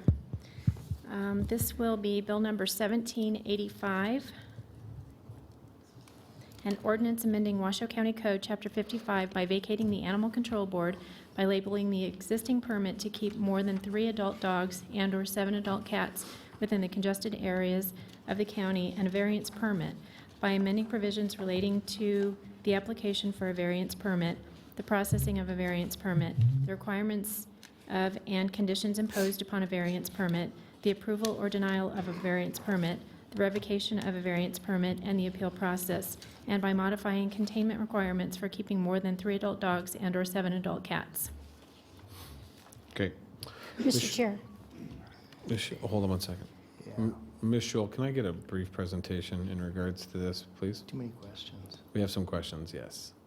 Certainly. Good afternoon, Commission. Cheyenne Scholl, Director of Regional Animal Services, for the record. In April of 2016, staff provided this board an update on the status of the Animal Control Board's role and purpose in hearing permit applications for residents in Washoe County wishing to own more than 3 dogs and 7 cats and exotic animals. During that meeting, staff provided an update on research conducted to help determine the continued necessity of the Animal Control Board. In September of 2016, your board gave direction to staff to proceed with code amendments that would amend the kennel, cattery, and exotic animal permit process and vacate the Animal Control Board. The proposed language before you today includes an amended permit process for Washoe County citizens that wish to apply for a permit to own more than 3 dogs and 7 cats that are over the age of 4 months in congested areas. A variance permit would replace the current permit process relative to dogs and cats. Each permit applicant would be required to have an emergency preparedness plan for evacuation purposes as part of their application. As part of the application process, animal-related complaints and citations issued for violations of Washoe County Code Chapter 55 issued within the previous 12 months would be considered. Further conditions for approval of permits consist of spay and neuter of all animals listed, licensed dogs and microchipped cats and dogs, and granting the access of an animal control officer to do an inspection by Regional Animal Services. Additionally, we expanded the options for containment of dogs. So rather than simply requiring a kennel for dogs, which is an antiquated containment method in many residences where they have a contained yard or a residence that they wish to keep those animals inside of, we have added those changes within this language. And we've also expanded the opportunities for cat containment for those wishing to have more than 7 cats. Cats are still required to be contained inside congested areas if they wish to have more than 7. What we've added are some caging requirements that will help prevent other animals from entering into those containment areas to protect the cats that are being housed, shelter from adverse climatic weather, construction that is sound and maintained in good repair, access to clean food, water, litter, and perches, and also adding that the residents can be used to contain the cats. Once the application and the inspection process is complete, the animal control officer will make a recommendation to the director or the designee with all supporting materials for approval or denial. The permit will be approved or denied, and the applicant will be noticed. If the permit is denied, the applicant has 14 days to appeal to the Administrative Hearing Office. If the applicant wishes to appeal the Administrative Hearing Office's decision, they have 30 days to do so through an appeal to district court. Okay, great. I have quite a few public comments signed in at this time, so I'm going to take public comment first, and then we'll bring it back to the board for further discussion. So first I'll have Mr. Tim Stoffel, followed by Miss Vicki Maltman.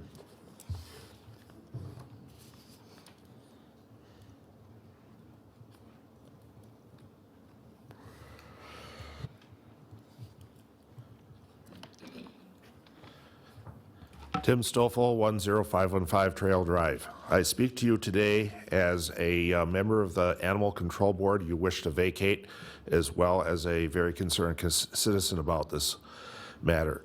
What I see happening here is an attempt to usurp the due process of animal owners, stuff like that, replace a situation where a questionable animal situation involving kennels or catteries or exotic animals is instead replaced by a situation where one person makes the decision. I have been on this board in the case of the exotic animals, not to try to jump ahead to topics here, but just as part of the whole control board. Animal Service has not recommended a single exotic permit to be granted by the Animal Control Board, even though the Animal Control Board did in some cases. And some of these were very innocuous cases. So it makes me question whether Animal Services is really the people that should be making these decisions, and why we don't continue to use the Animal Control Board. This is a unique thing they had in this county.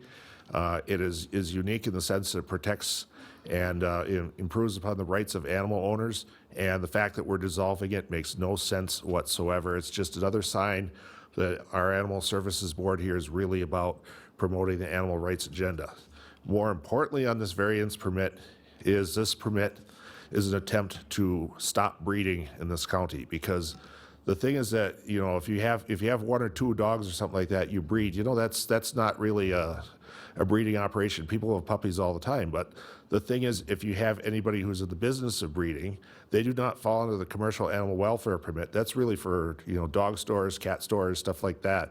Instead, what you've done here is by requiring spaying and neutering in here, is you have essentially stopped breeding, and you're promoting the quote-unquote shelter industry, where everybody should be going and adopting dogs from shelters. The thing is, if nobody breeds, these animals are going to go away, and pretty soon we're not going to have dogs and stuff in this area because, you know, we've restricted this.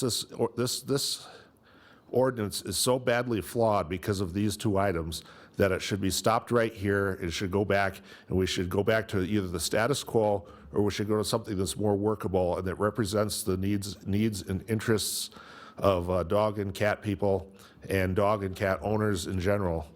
You know, we just can't have this sort of thing. The other thing that concerns me about this is they've made parts of this, if not the whole thing, retroactive to today. So even though you're not going to vote on this thing today, this bill takes effect today. So the thing is that when it passes, it's retroactive on the people that already have some of these animals. Thank you very much. Please kill this bill. Thank you, Mr. Stoffel. Ms. Vicki Maltman. And after that, Ms. Anna Katona, or Ann Katona. Good afternoon. Good afternoon. For the record, Vicki Maltman, a Sun Valley, Washoe County resident. I'm going to approach this from a little different angle. Jefferson's original rough draft is on exhibit in the Library of Congress. This version used by Julian Boyd to create a transcript of Jefferson's draft, which reads, "We hold these truths to be sacred and undeniable, that all men are created equal and independent, that from that equal creation they derive rights inherent and inalienable, among which are the preservation of life, liberty, and the pursuit of happiness." The Committee of Five edited Jefferson's draft. Their version survived further edits by the whole Congress intact and reads. Did the microphone go off? No? Okay. "We hold these truths to be self-evident that all men are created equal, that they are endowed by their Creator with certain unalienable rights, that among these are life, liberty, and the pursuit of happiness." A number of possible sources or inspirations for Jefferson's use of the phrase in the Declaration of Independence have been identified, although scholars debate the extent to which any one of them actually influenced Jefferson. Jefferson declared himself an Epicurean during his lifetime. This is a excuse me, I had a small stroke, so I'm having a problem. Philosophical doctrine that teaches the pursuit of happiness and purposes autarky, which translate as self-rule, self-sufficiency, or freedom. These words are in the Constitution of the United States, but it appears that Washoe, along with other counties in these United States, are so power and money hungry that you have all forgotten this law of the land. If I don't like snakes, I don't own a snake. But that doesn't give me the right that I don't like it to take that away and to lord that over someone else who does like it and interfere in their life. Human beings cause more death and destruction than any animal on this earth. You want to sit there like you're kings of this little piece of the planet.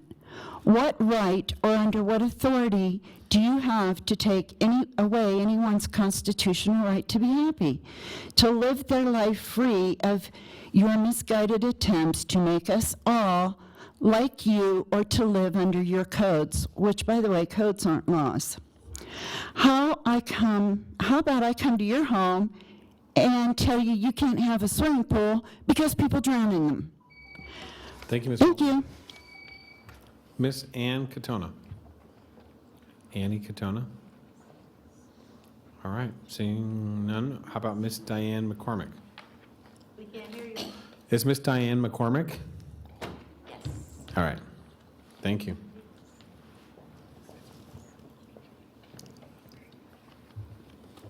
Good afternoon. You all know me from scenic Nevada. Now I have my other hat on. I dropped my letter off to each of you yesterday. Hope you had a chance to read it. I come before you this morning as an exhibitor and breeder of standard long-haired dachshunds, a member of many dog clubs, including the Dachshund Club of America, and a judge for the American Kennel Club since 2002.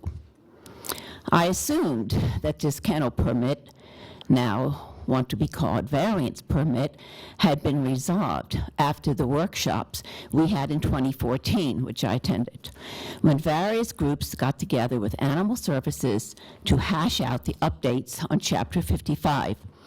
But no, now I hear this is not the case.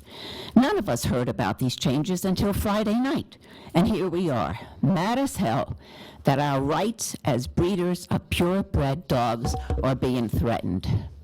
Frankly, this pending ordinance does not just make me mad, it scares me. For those who own more than 3 dogs, and I'm not going to talk about cats, to receive a variance permit, all animals must be sterilized? What? When did Washoe County become a dictatorial state? There's no exception for purebred dogs shown in conformation, obedience, or performance activities. Remember, these events bring a lot of money, thousands of dollars, to the Washoe County coffers. As is now written, this variance would impose a direct and significant economic burden to us. It would affect the breeders of German Shepherd dogs, Belgian Tervuurens, and Belgian Malinois, who supply dogs to the canine units. It would affect the breeders of bloodhounds used for search and rescue. It would affect the breeders of golden retrievers used at the ski resorts.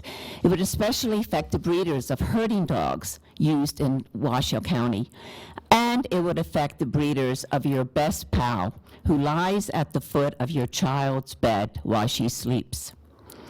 Ethical breeders should not be grouped with a generic class of backyard breeders. Backyard breeders are the ones who have populated the shelter on Longley Lane. I'm going to go fast. Do not be misled into thinking that these changes are for the good of the community and that they will cut down on the number of strays. Wrong. We are the ones who should be not penalized with these divisions. Stop this insanity, because that's exactly what it is. Please read this very carefully and vote no. Do not penalize the ethical breeders of your purebred dogs. Thank you. Thank you. Ms. Glenna Elrod.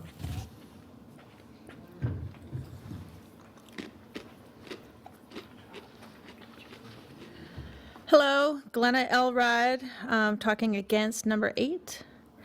As I see it, this variance will deeply affect the purebred dog breeders in the area.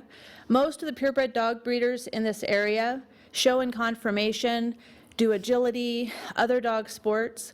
They screen their homes that their pets go to very carefully. They require that they come back to them should there be any problems with a written contract. My personal contract puts a $5,000 fine if I find one of my dogs at a shelter. And they agree to that when they take the puppy from my home. These responsible breeders check for hereditary defects. Their dogs are champions and grand champions. They breed herding dogs that help on farms. They breed search and rescue dogs. They breed dogs that perform many other tasks. By granting this variance, all of these dogs will disappear. There will have no, there's not a purpose to do this to this class of dogs. The dogs that are in shelters, as I've been in the shelter many times, most of them are pit bulls bred by people that should not own a dog, much less breed them. People that are breeding the tiniest little chihuahua to fit inside your purse, and only for that reason. That's the reason that that particular dog exists. Though those people do not generally have a kennel permit, and there are many people that will just be swept under the rug because they don't fit into that group, don't come forward to have their kennel brought under the scrutiny. And I believe that it's just a huge detriment to our local community to have this happen. Many of the rescue groups bring in dogs from other countries, other areas, just so that they have dogs to go in their programs. They, not one of my dogs has ever ended up in a shelter. So I guess that's all I have to say. Thank you. Thank you. Next, I have Miss Marcia Sherman.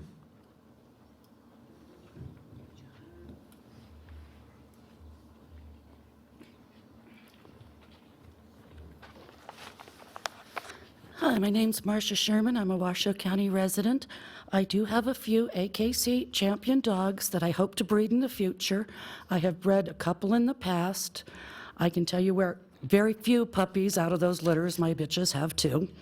My vet profits greatly off of that because that means one for me, one for the stud dog owner, and $1,500 for my veterinarian because my breed only delivers by cesarean section. I have to be very careful when I breed my litters because of all these issues I have, in the breed that I'm trying to correct as much as I can. To diversify my breeding program, I will have to add a dog at some point. Right now, I'm still under the limits, but I'd like that option available. If I have to get a variance to do it, I have no problem with that. The problem I have is if I have to have my dog spayed or neutered, I could not possibly continue my breeding program. I am working with our parent club, which is the Pekingese Club of America, to correct a lot of health issues that we've had in the past in the breed. I'm proud to say that I have a Pekingese that can do agility. Most of them don't move off a couch, and would like to continue to populate that belief that they can do things and breed them so that they are able to. I also would like to say that out of the few I have bred, I can tell you where every puppy is to this day. They are in their homes that they were originally put in. That, I guess, is all I have to say, and please keep the option open that we don't have to spay and neuter everything. Thank you. Thank you. Next I have Ms. Chris Vaught. Ms. Vaught, I got it right this time. I apologize for the earlier misconvenience, but I got it right this time. Chris Vaught for the record. I am one of the breeders in this county that is licensed, has a kennel license, and will be affected by this. Now, I've heard since I've been here that potentially I'd be grandfathered in. Well, my understanding of how grandfathering works is that grandfathering is good for the dogs that I have in my house at the time. The minute I reapply for a permit, I'm now going to be under this. I don't repeat breedings because I'm not just here to produce puppies. I have a breeding program. I'm trying to advance certain working characteristics in my herding dogs. My dogs go to ranches, they go to search and rescue homes, they go to sport homes. I usually retire my girls to a friend. I always have somebody in the wings that wants my girls, and I keep a puppy back. As I've told, I think, all of you in the past, anytime I do that, even if I have the same number of dogs in my house, I have to reapply for my permit. The permitting process is onerous. We were told back at these public meetings that were mentioned, I was told specifically, and I sent this to you in a letter in February, I don't know if you all remember that, I should have resent it, that this variance permit would be in addition to the kennel permit process. And it would be geared towards people that fostered so that they didn't have to go before the Animal Control Board every time they got a new foster in. I didn't necessarily agree with that because my understanding of the permitting process and this whole notify your neighbor thing is a nuisance issue. While spayed and neutered dogs bark as much as intact dogs. But okay, fine, I don't have a problem with them having an additional process for somebody that wants to rescue and foster. And then to find out that this is basically a replacement of the kennel process, and now I have no options but to reduce to less than 4 dogs or spay and neuter my animals. And I can't even have the 7 that I have permitted if I spayed and neutered 4 of those and left 3 intact, because that's not even an option. I have a big problem even with the grandfathering in, because this is going to basically prohibit anybody new to the county that wants to breed dogs or that has a breeding program that's moving here. And again, I don't necessarily trust the grandfathering process. How do you cover all the situations that are covered under that? And like I said, my understanding of grandfathering in any situation I have ever read about is that it's good for those animals you have. The minute you have to reapply or you lose an animal, you're now under the new rules. This is onerous. There is more and more and more research coming out about the detrimental effects to health of animals, of dogs specifically, of early spay-neuter and spay-neuter in general. Even if I wasn't breeding, I'm a national level agility competitor. I would not be spaying and neutering my dogs. ACL injuries, immune system issues, deadly cancers. More and more research comes out every day on it. Behavioral issues. The most aggressive dogs are not intact. They are spayed and neutered. Thank you, Ms. Vaught. Thank you. All right. Seeing no further public comment, I'll bring it back to the board at this time. I have a card in. I've been sitting here waiting patiently. I'm sorry, Ms. Perry, I just didn't have you signed in. Do we have Ms. Perry's card signed? I don't Ms. have a Perry, card. please come down and speak. Pink card and a white card. I'm a 2-card holder. Just come on down. I'm a dual card holder. Ms. Perry, come on down.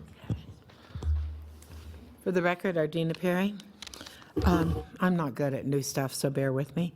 Okay. I think this is particularly important. My understanding of this ordinance, as I've read it, at least for the first 900 readings, is that this is a county-wide ordinance. I don't see any difference between congested and not congested.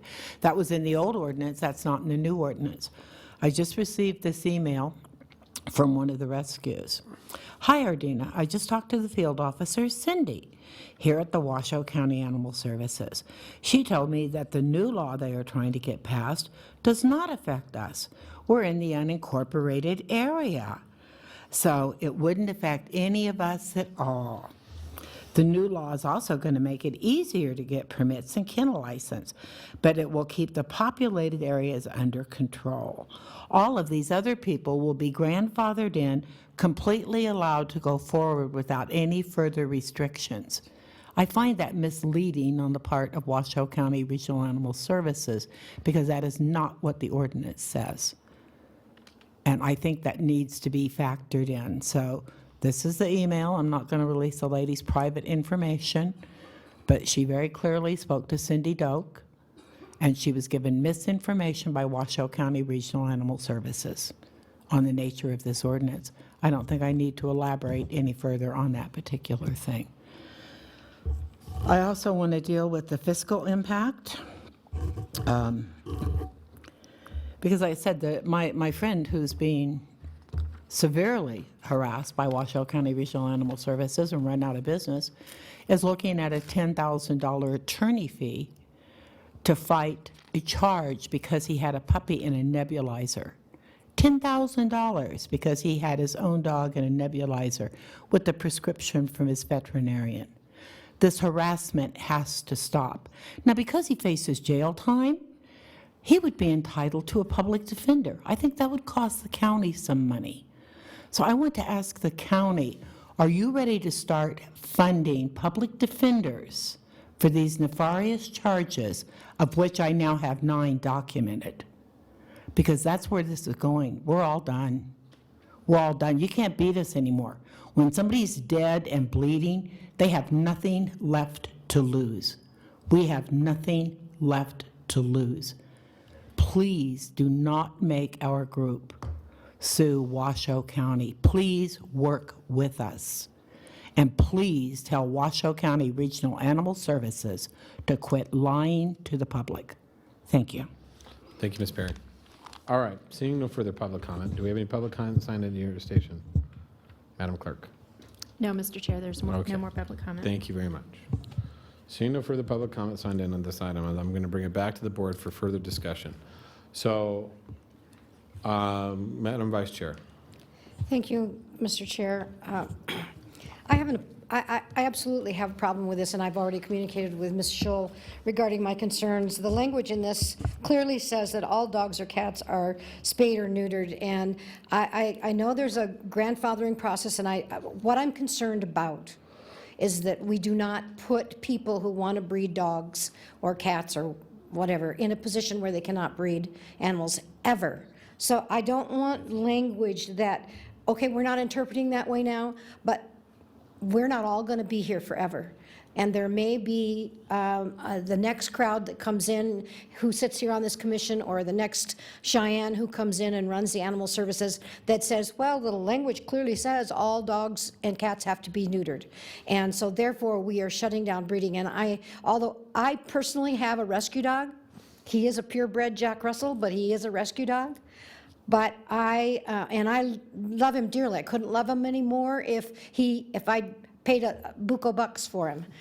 But I don't think it's appropriate for us to put people out of business. And I think this commission has said this in the past, that any language that goes into these ordinances that have the potential to interfere with somebody's businesses are inappropriate and shouldn't be in here. So I'm very serious about I'm not going to support this when it comes back for a vote. And whenever it comes back for a vote, I know this is just an introduction, but I'm going to tell you right now, as long as this language is in here, I will not support this. Commissioner Hartung. Commissioner Burkbiegler, who rescued whom? He rescued me. I know mine did. although mine keeps making complaints that I haven't fed her enough even after being fed. So I too have a number of issues. We spoke, Ms. Schul, and I think staff works very hard, but when we start down this road of saying all dogs are cats, spayed or neutered, what's next? Do we require the same thing of horse owners? And so that's the slippery slope that we go down. And I, along with Commissioner Brickbigler, I can't be supportive of that either, because sadly, there's a bunch of people out there, and I shouldn't say a bunch. There's a few people out there who are, we'll call them Craigslist breeders. And then there's a lot of people. I have several in my neighborhood, and I've known about this gal who breeds Aussies in my neighborhood, and they're wonderful dogs. They're great working dogs. I've never had one complaint. Someone called me and said, "Oh my God, these dogs are just outrageous." And that's not it at all. So I have a very difficult time with that. I'll start up here under, let's see, 55-400. It says, under item D, and it must be accompanied by an application and a fee in the amount established by the board. Which board is that, Ms. Schul? Is that the board that we just appointed, or is that our board? Cheyenne Shull, for the record. Commissioner Hartung, that would be your board. Our board, okay. That's what I needed to know. Thank you. And then when you go down to 55-410, my concern is that, and I know that this is not the intent, but it talks about how containment will occur, and it talks in a secure kennel if required by regional animal services, and that's, I think that might be, potentially a little too much power. I'm not convinced that that's reasonable to say, animal services gets to decide, because maybe one person is liked more or disliked more, and so I think that and this goes well beyond us. And I know many of you have heard me say this, when we start doing these kinds of making these kinds of changes, at what cost to future generations of taxpayers, of constituents? And that's the really slippery slope. There's unintended consequences. So I just am a bit concerned with that. And then it goes on to talk about when deemed necessary by the animal control officer may recommend and specify alterations. That it just gets to be a little tough. And again, when you go to 55-420, it talks about the variance permit of 3 adult dogs and 7 cats. How did we arrive at that number? I'd rather it be reversed. It's just me. I'm a dog guy. I respect my neighbor's cat. He's a great mouser, and I think he does a good job, but I'd rather see that reversed. That's just me. So forgive the soliloquy and the sidebar. And again, in 420, there's animal control officer review. We've already talked about the spay and neuter. I'm not. Spay and neuter is. My dog is a rescue. She was spayed, sadly, prior to me getting her, but if I could breed her, I would. I would absolutely, and most people know that I have a scent detection dog. She's absolutely amazing. So, and then in under 8, and this is not to beat up on staff, these are just questions that we really have to ask.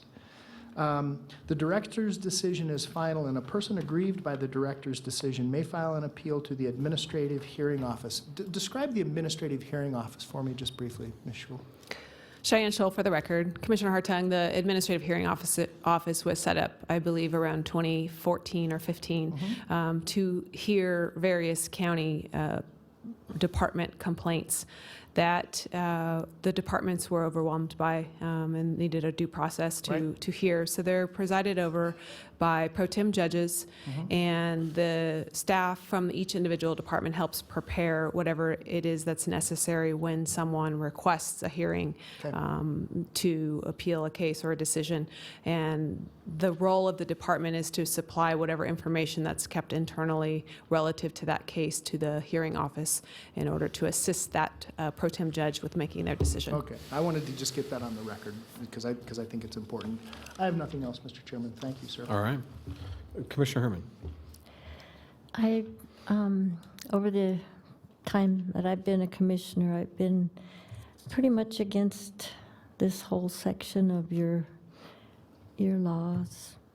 And, I mean, if you think about it, if every animal gets spayed within a certain amount of time, you wouldn't have a job. I'm not going to vote for this. And I kind of wish that you'd had 8 before 7. So, thank you. Okay, Madam Vice Chair Burke-Bigler. Oh, I'm sorry. Then Commissioner Hartung. Thank you, Mr. Chairman. And my last fear of this, and we've seen this with a number of laws, they don't have to be animal in nature. We can so regulate things that what we end up doing is we create unintentional criminals that of people that were never outside the boundary of the law prior to this. And so it's just it kind of gets a little tough. And also, one of the last things I wanted you, it talks about congested areas of the county. What is, please define, because we had this conversation on the phone this morning, but tell me what congested area of the county means to animal services. Is that the same as the sheriff's congested area where no shooting is allowed? Cheyenne Shull, for the record, Commissioner Hartung, it is my understanding that it very closely mirrors the congested versus uncongested area for shooting, but it's not exactly the same. And we do have a map on our website of the congested animal areas, so that if anyone has any questions about whether or not they're in or outside of a congested area, they can find their residents on our website. Okay. Thank you, Ms. Shull. Thank you, Mr. Chairman. Okay, all right. Madam Vice Chair. Thank you, Mr. Chair. I want to go on the record of making it clear that I think we as the Board of County Commissioners understand that this applies to everywhere throughout the county. So it also impacts the city of Sparks, the city of Reno, and Incline Village. You know, it's a county-wide ordinance, and it impacts everybody. So I think we recognize that. I also want to recognize how much time, Ms. Shull, you and Mr. Smith have put into working on these ordinances and meeting with us. And frankly, I thought we had worked this particular one that has me so concerned out. I'm not sure how it slipped through without me noticing that we didn't work it out, or we didn't get language that was clarification in there. And I know you guys have worked really diligently on this and tried to make it effective, but there are a number of things in it that I think still concern the commission. And so I'm not sure where we go at this stage of the game, but clearly, I guess that's left to the hands of the legal team to tell us where we go at this stage of the game. But thank you for everything you're doing, and I trust you'll continue to work with us. Thank you, Ms. Shull. Thank you, Madam Vice Chair. So, Mr. Manager. Mr. Chair, I think I'm sensing a couple of options that we could pursue. One is continue a first reading as written, schedule a second hearing. What I'm sensing, though, is there's work to be done. So we don't do the first reading. I think there's quite a bit of direction that's been gathered by staff, redraft, and then come back for a first reading at some time in the future. Would probably be where we are. Yeah, I think that's exactly where we are today, based upon a plethora of public input, and I think is very important public input, and also from direction here at the on the commission. I think obviously a big part of this, and I haven't had an opportunity to key in on this, but that the Section A of 5A of the spay and neuter needs to be removed. I think that's a primary. I think a number of Commissioner Hartung's comments need to be addressed, and also Commissioner Herman's in regards to some of the specifications and some detail that needs to be added, and some and so that. But I don't think we are near close to the ability for a first reading today. So what we'll do is direct staff to take this back, rework this, and then we'll re-agendize for this for a later time and date. Amenable for everybody? All right, sounds good. All right, we are going to move on. We are on to item number 9. This is a first reading, introduction and first reading. So, Madam Clerk. This is an ordinance, Bill number 1786, an ordinance amending Washoe County Code, Chapter 55 by separating exotic animals into a 3-tiered classification system, by exempting Tier 1 exotic animals from the exotic animal permit process, by requiring persons wishing to possess Tier 2 or Tier 3 exotic animals to obtain an exotic animal permit, and amending provisions relating to the application for an exotic animal permit, processing of an exotic animal permit, the requirements of and conditions imposed upon an exotic animal permit, the approval or denial of an exotic animal permit, the revocation of an exotic animal permit, and the appeal process, by modifying minimal structural enclosures, requirements for primates, felines, canines, reptiles, bears, hoofed animals, marsupials, and raptors, by amending provisions related to the impoundment of exotic animals, and by adding and revising various definitions. Okay, thank you. Mr. Smith. Yes, sir. Can we get a brief overview, please? Yes, sir. For the record, Bobby Smith, Animal Services Manager. Good afternoon, Commissioners. This first reading is to break the exotic animals into a tier system. Tier 1 would be the animals that we see currently in our pet stores, which under current code some of them are prohibited without a permit. We are looking to get those out of the code completely. We are looking to go to Tier 2 animals, which some should be permitted, and then Tier 3 animals, which are your more inherently dangerous or invasive species. This is not a prohibition code.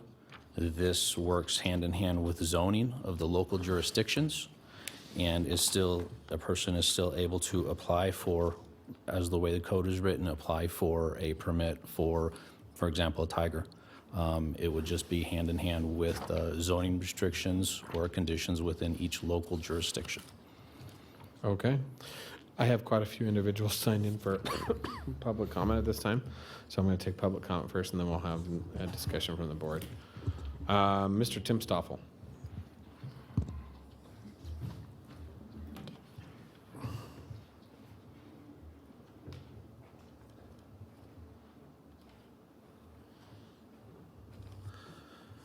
Tim Stoffel, 10515 Trail Drive, Reno, Nevada. All the comments I made on the previous item also apply to this. The denial of due process to them by eliminating the permit board is a serious problem with this proposed ordinance going forward, and it's especially true with the exotic animal thing, where these cases really do have to be taken on a case-by-case basis, because there's several million species of animals that this bill covers. Number 2, I would like to point out that some of this regulation stuff was brought up at the state level this year, and the regulation fell flat in its face. It didn't even make it out of the first hearing. So I question whether we are even, having to visit some of this stuff at the county level. Number 3, we've got this uneven and crazy tier system that's being proposed by Animal Services. You can have a pocket pet, or you can have a kinkajou even, but coati, which is a little animal smaller than a raccoon, a Jeffrey's cat, which weighs less than a typical domestic cat, A wallaby, if you want any, a wallaby is a little marsupial kangaroo about this tall. If you want any of these animals, you have to have $250,000 of insurance. You have to go through a very rigorous permitting process. I don't know what the idea behind this is, but it's very uneven, and it seems to me to be punishing animal owners. However, the most objectionable thing in this, and just like the dog thing, is the complete prohibition of breeding of any of these animals, and except under certain specific conditions, such as animals that can't be fixed, or animals of veterinarian, or if you participate in a nationally recognized breeding program. I can tell you from working at the zoo and stuff like that, those programs are few and far between, and they are very difficult to get involved in. So basically what we have here is yet another attempt at managed extinction of these animals in Washoe County, just like they're doing in Clark County. They passed this law down here, and people with animals are having to leave Clark County like rats in a sinking ship. The only place in the state that has breedable lions, he can't breed his lions anymore because of legislative fiat. And so his lions are basically, the genetic potential of his cats are dying on the vine. This is what's going to happen in Washoe County, and what's eventually going to happen is nobody's going to be able to have them. As I reported in the last testimony I made here, in the year that I was on the Animal Control Board, every time an exotic permit came up, Animal Services recommended against it. We don't expect this to change if it is. So basically, the powers that be, the one person in Animal Services is going to make this decision, is going to make sure that no more exotic permits are going to be granted in this county. So this particular bill, just like the one before, is a complete travesty. It needs to go to, or we need, more importantly, we need to get citizen involvement to work with Animal Services instead of listening to Animal Services, and write an equitable regulation that meets everybody's needs. Thank you very much. Thank you, Mr. Stoffel. Next, I have Mr. Bill Majora.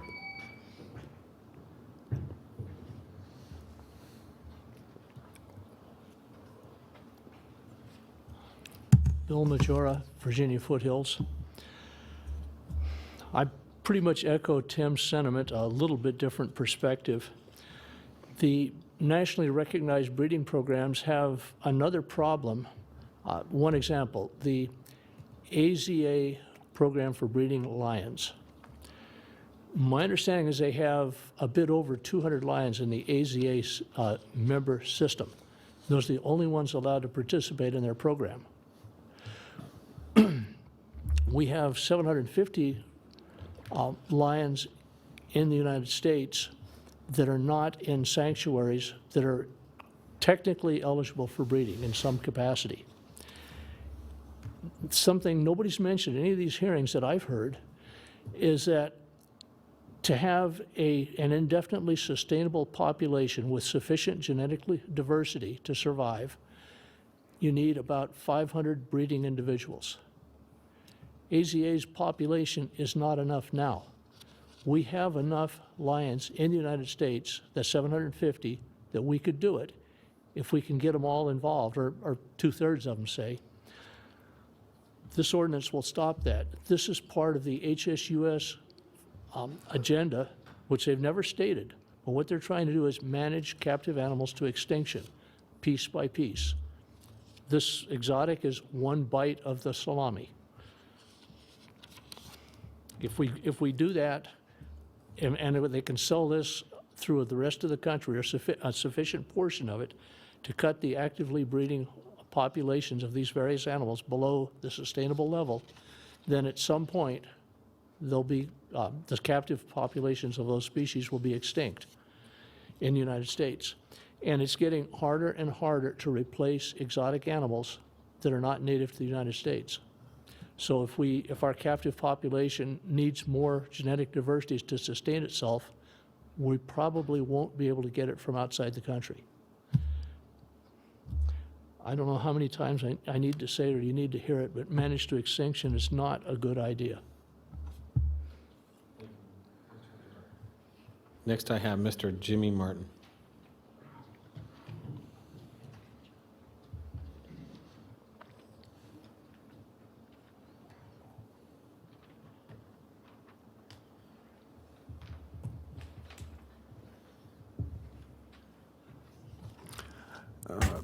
Jimmy Martin, for the record. I had a few pictures I wanted to show while we were discussing during Can we my get the talk. overhead really quick for you? Mr. Martin, we'll get, if you just put it right there in that section, there you go. We have a few pictures of some exotic animals that have been taken to schools in the past that are going to be prohibited. And these animals are described as being very vicious and dangerous. We have tons of examples. I don't have too many pictures here to explain how the kids were not harmed and were greatly improved by having relationship or interaction with some of these animals. This adult closest in the black shirt is one of the co-founders, a good friend of mine. He's passed away a few years ago, and he was a school teacher as well. And he had special ed was his subject. He was able to help a lot of kids that had real developmental problems by working with some of the exotic animals, and he would be able to have them give a presentation before their class, which helped them, the kids, feel a lot more, have a lot better opinion of themselves. This is a Burmese python, which she got to be well over 100 pounds, and she was always docile, very easy to work with. Writing these proposed ordinance changes has been difficult and time-consuming, as the subject of all animals is extremely complex.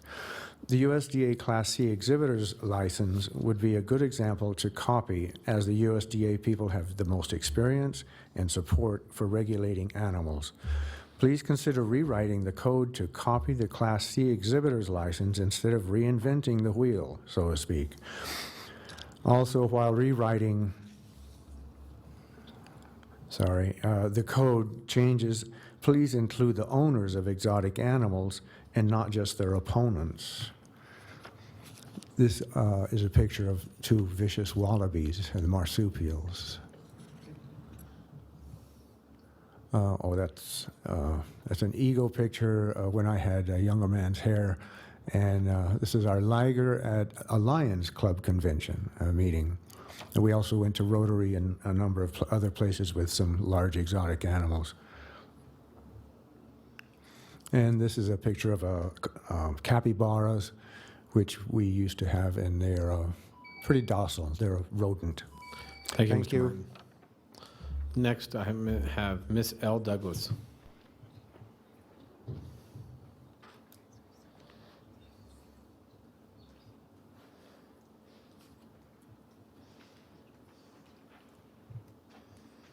Hello, Commissioners.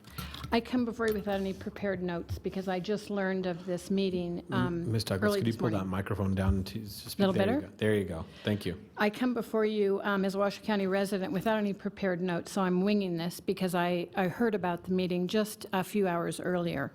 I come as an owner of tortoises, exotic animals, and I am a big fan of directors Bobby Smith and Cheyenne Schul. I think they do an excellent job at Washoe County Animal Services. I am a 35-year retired member of law enforcement, and I don't want to be an accidental criminal. I spent a lot of time in prisons and jails, and I don't want to go to that side. My concern with the proposed language is that the commissioners consider that in southern Nevada there is a tortoise society that places, it's a 501(c), that places the desert tortoises throughout Nevada. And that is how I received my desert tortoise. There's a requirement that I'm not prepared to speak about, and certainly Washoe County staff can address that. I'm sure they've seen the enclosures that are required by the society. I can tell you that I spent about $3,000 planting and developing with our landscaping contractor the habitat for our desert tortoise, only to find it wasn't compliant because his burrow was a little too shallow. So another $1,000 later, we had a compliant sanctuary for our desert tortoise.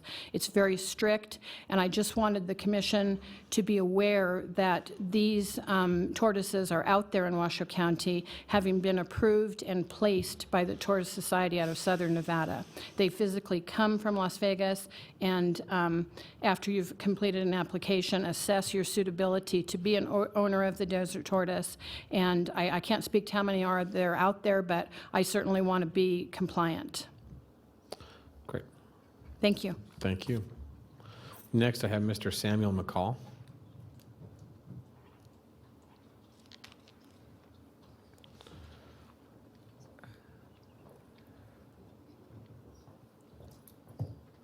Good afternoon. So my main issue with the law at hand, as many exotic animal laws have been written in the past in several municipalities, who is actually advising how you classify animals into tiers? Do you classify animals into tiers based on their unfamiliarity to you? Do you classify animals into tiers based on actual accidents involved with them? Because most of these being kept by responsible owners that already do have to go through some form of regulation to get their animals do not usually present a harm to the public. Also, in regards to the tiers, for spay and neutering of certain animals, not all animals on those lists are able to be spayed and neutered because either we do not have enough knowledge of their reproductive biology, it is either very difficult with their reproductive biology, and as has been said by previous speakers and within the last portion of this, it's really an underhand method to prevent the proliferation of these animals by allowing for no production. This is a strategy that many animal rights advocates actually state is their primary goal with legislation. Therefore, to prevent ownership, you essentially block production of said good. It'd be the equivalent of essentially banning bullets and then what you use for your firearms, essentially. It's an underhanded tactic used, and it is well documented. They advocate this, and in addition to that, who is actually advising these exotic animal regulations that has actual experience with these exotic animals? I'm not talking about a degree. I'm not talking about they campaigned against these exotic animals. Which of the people advising this board have actual experience with keeping these exotic animals long term? Thank you. Thank you. Next, I have Miss Vicki Maltman.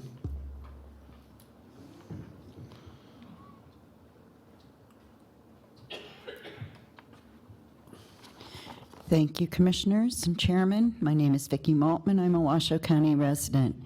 And while I don't own any exotic animals that I know of, I do know that there are people that do own exotic animals. Matter of fact, it seems to me our federal government has a real big push to keep areas for an exotic animal. That exotic animal, sage grouse. Sage grouse, wolves, many other, including koi fish, are exotic animals. We need to start looking at this. When is the last time someone was brought into an emergency room with a bite from a lion? When was the last time someone was brought into the emergency room with a bite from a kookaburra? I'm sorry. It's dog bites, cat scratches, other various livestock-type animals that people do not keep properly. Most exotic animal keepers are very well able to keep and to represent. Those animals are expensive. They're would I want to own a snake? As I said earlier, no. I don't want to raise tarantulas. I had a very good girlfriend that raised and breeded black widows. I would not go to her house. So just because that's not my piece of cake doesn't mean that that can't be your piece of cake. or that you enjoy that. And that's part of having life, liberty, and the pursuit of happiness. And putting people out of business by saying that we have to spay or neuter, going back to the other part, which I think you already know, we're all very much against. I do have to say, though, I went to the Humane Society because my husband found a dog to replace his Jack Russell that was killed. I then got a letter from the county advising me I needed to come and get a license. I was appalled. Thank you. Thank you, Ms. Moman. I have Ms. Tammy Holt still.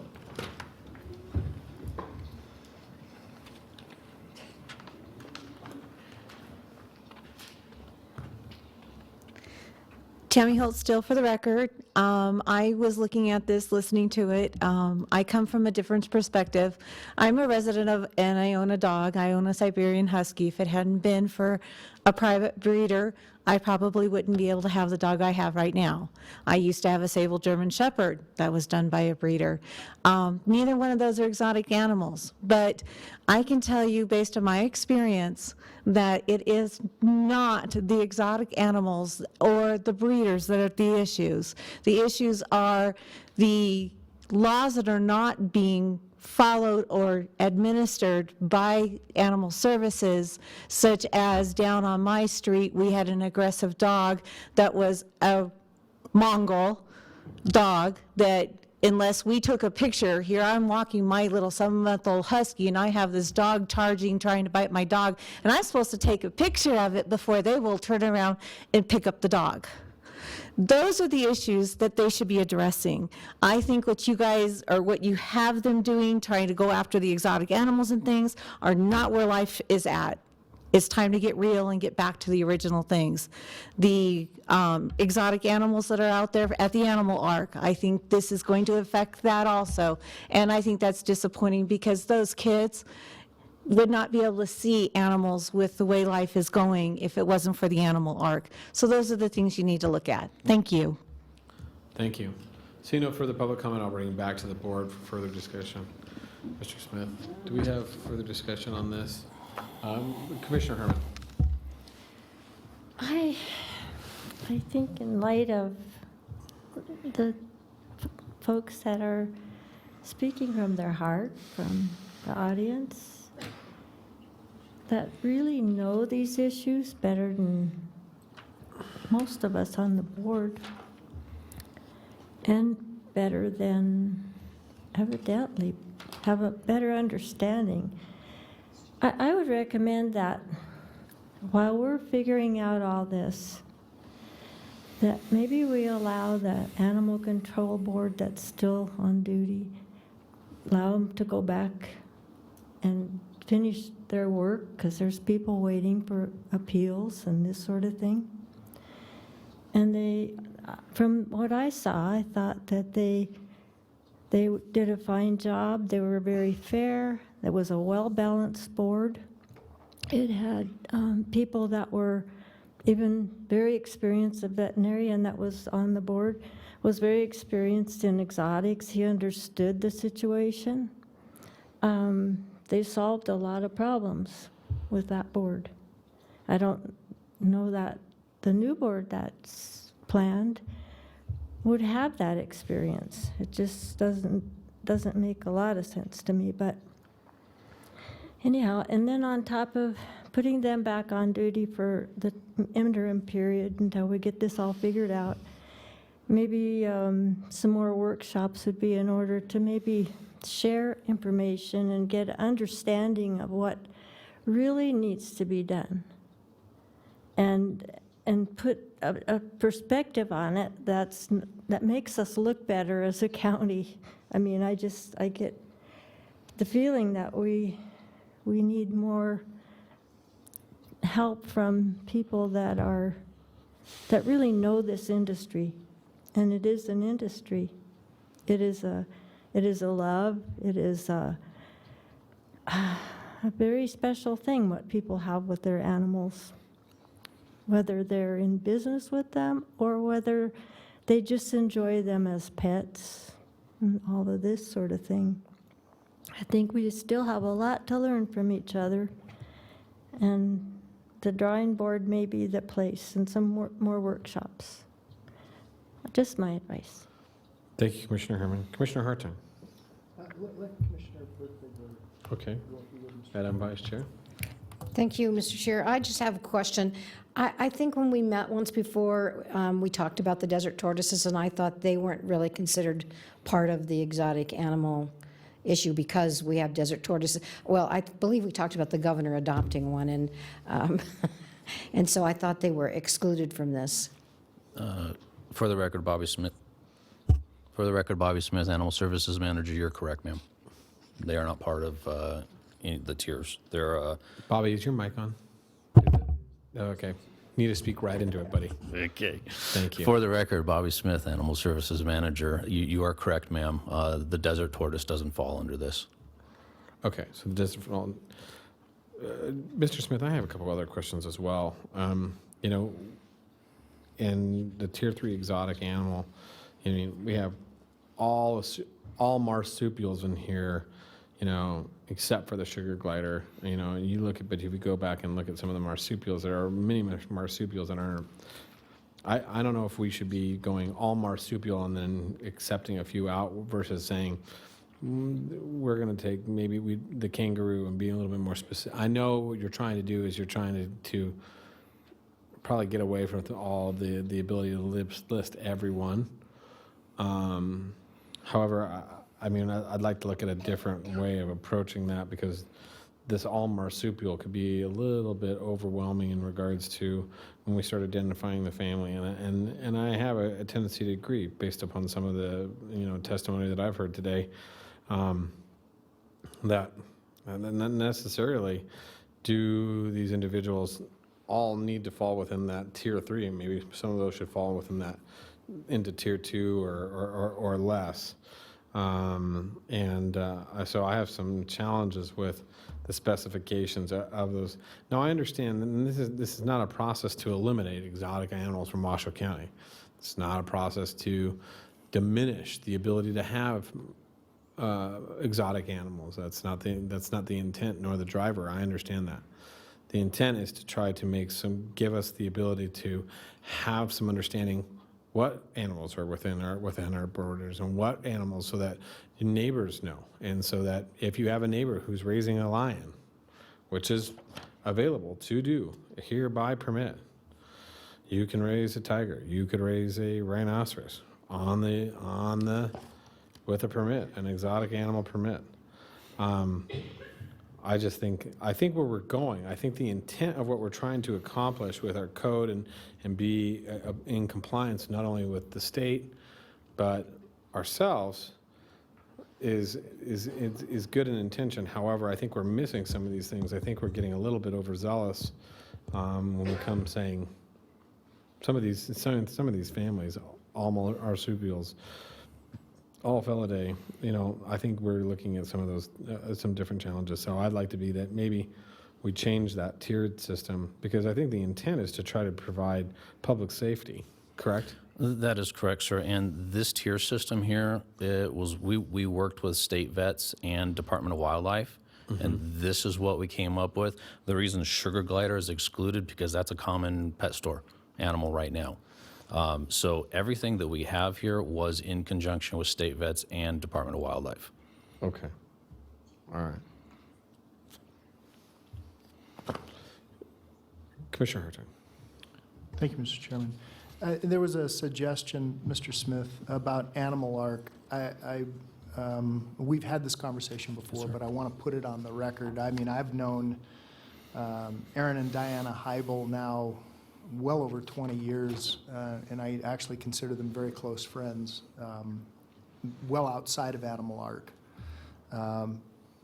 Does this affect groups like Animal Ark? Because, I mean, they're obviously a drop-off point for many animals that the state feels cannot be rehabbed or be reintroduced into the wild. And would they be forced into spaying or neutering those animals as well?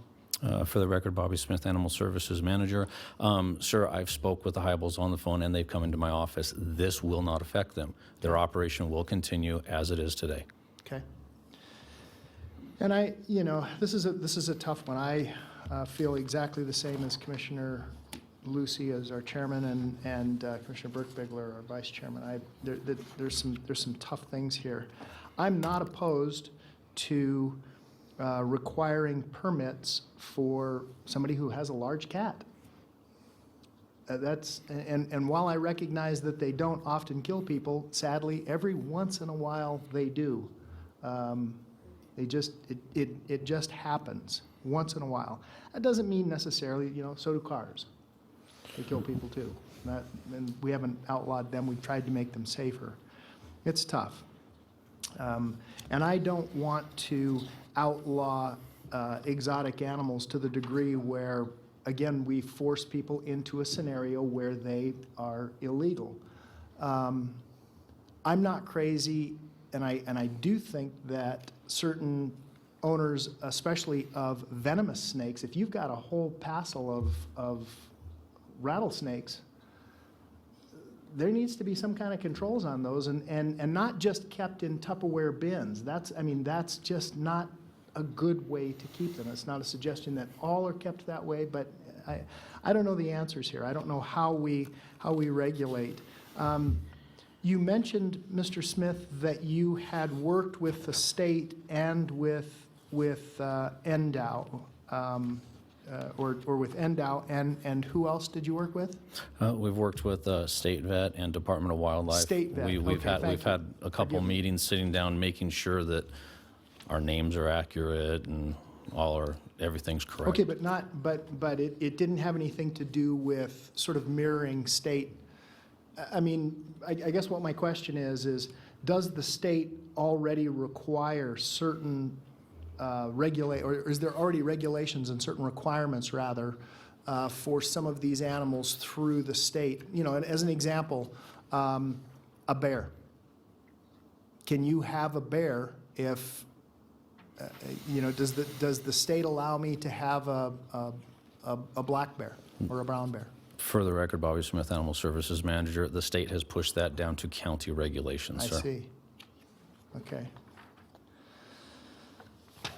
I'm a fence setter here. Thank you, Mr. Chairman. All right. Madam Vice Chair.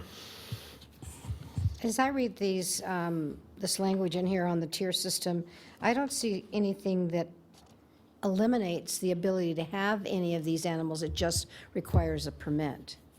Am I incorrect on that?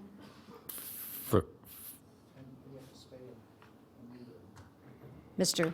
Smith? Mr. Smith. For the record, Bobby Smith, Animal Services Manager, the way this is written, ma'am, you just need to have a permit. This is not prohibiting anything. It is just a permit. Yeah, that's what I thought. Thank you. Yes, Commissioner Harton. But under 55-660, 3B, if I've got my numbers, I'm trying to look it up, I have everything highlighted. It does require exotic animal permits approval. Applicant must provide proof that the exotic animal has been spayed or neutered to ensure breeding will not occur. So it's not the prohibition of owning said animals. It's the forcing of the owners to spay or neuter them, and then Insurance. and then the insurance is just I kind of understand that, but it also, am I correct? They have to microchip. How do you is that all animals, Mr. Smith?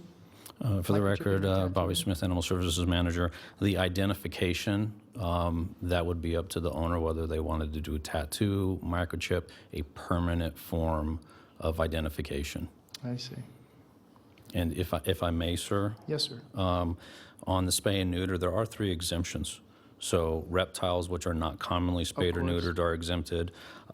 If a vet says it's detrimental to the health of the animal, or the vet says it's, we can't spay this one. I read that. All we need is a letter, so there's an exemption there. And you have the nationally recognized programs which work selective breeding to ensure pure genetics. So we do have exemptions on that. Okay.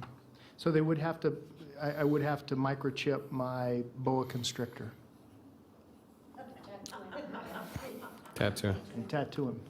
For the record, Bobby With a Smith, biker Animal tattoo? Services Manager. Is it- can I People choose the tattoo form? people have microchipped the reptiles. Desert tortoises are microchipped.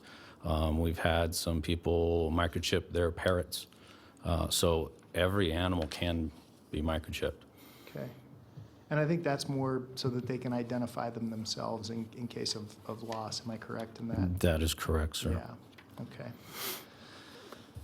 Again, fence sitter. I'm having a tough time.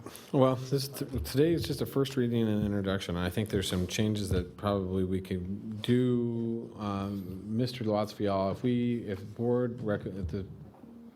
we do the first reading today, could we have a first reading with some amendments to be changed prior to the second reading? Oh, no, we have to occur at a certain time. Just give me 1 second, I'll read the statute to you. Okay?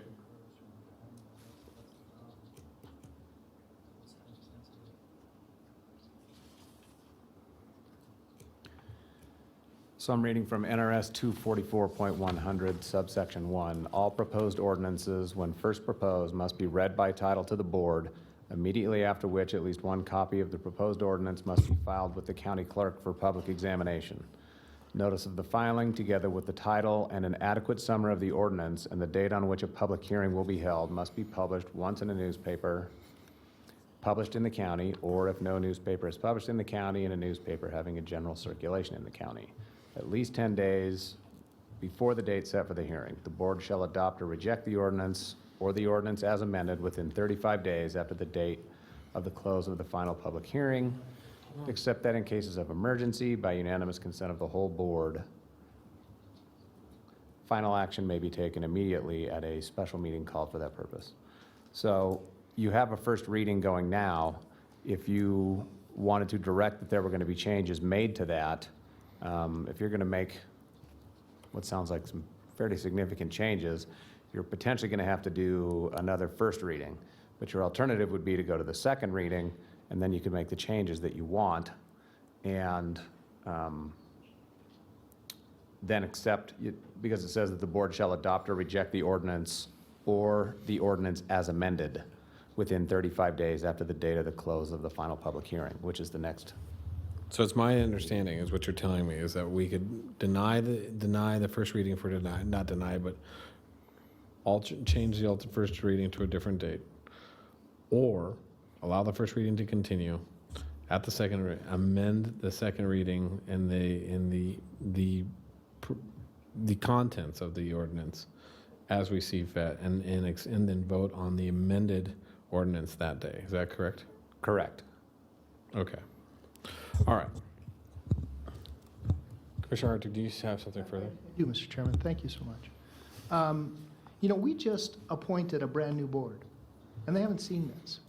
They haven't looked at it. And I'll bet you that they're going to, my sense is that they're going to look at the first section also. It might be nice to get some feedback from that board about some of the changes and et cetera. Let it just go as written to the board, and see what their feedback is. I mean, after all, that's what we put that board into place for. It has elected officials, both from the city of Reno, city of Sparks. Let them, because we're making changes right now, excuse me, sir, we're making changes right now that affect both of the municipalities as well. And my concern is that there hasn't been a formalized process where they can give feedback, other than I know that our staff has met with them, but I think it might be better to do more in a board format, and that would be my suggestion, Mr. Chairman. Thank you. Okay.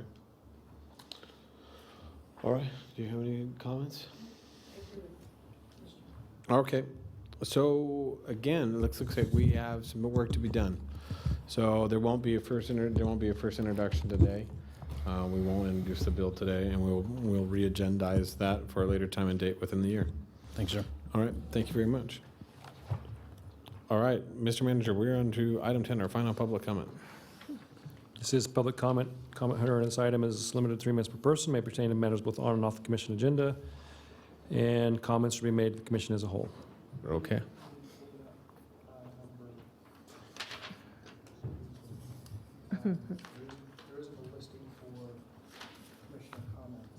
It's coming next.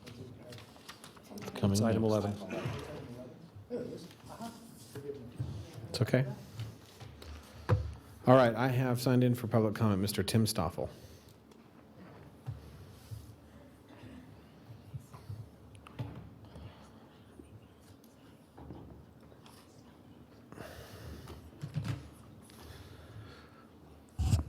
Tim Stoffel, 10515 Trail Drive, Reno, Nevada. I would like to commend this board for not going ahead with the first reading on both of these ordinances that relate to the variance permit and the exotic animal permit. These things need some serious work to be done on them in order to be something that the people that work in the various animal communities here can live with, because as they exist right now, they don't. And so I'm hoping that maybe this is our opportunity, as Commissioner Herman has suggested, that, you know, we get together, we get Animal Services a position with an arbiter or whatever, so that they will listen and that some meaningful and substantial changes will be made. We don't have any problems with permits. We don't have any problems with proper caging standards and stuff like that. We have problems with de facto bans. We have problems with excessive insurance. We have problems with willy-nilly assignment of what species is, quote unquote, dangerous and what aren't. We have problems with, we especially have problems with saying you can't breed this under any circumstances. These things really seriously need to be worked on. We've been asking you to do this for 3 years. Maybe this is finally our opportunity to get this done and get this done right, so that both the animal owners in this county, who are the stakeholders, and the public and the animal services are all happy. So please work with us on this. Otherwise, thank you very much for listening and doing the right thing. Thank you, Mr. Stoffel. Next, I have Ms. Ardina Perry.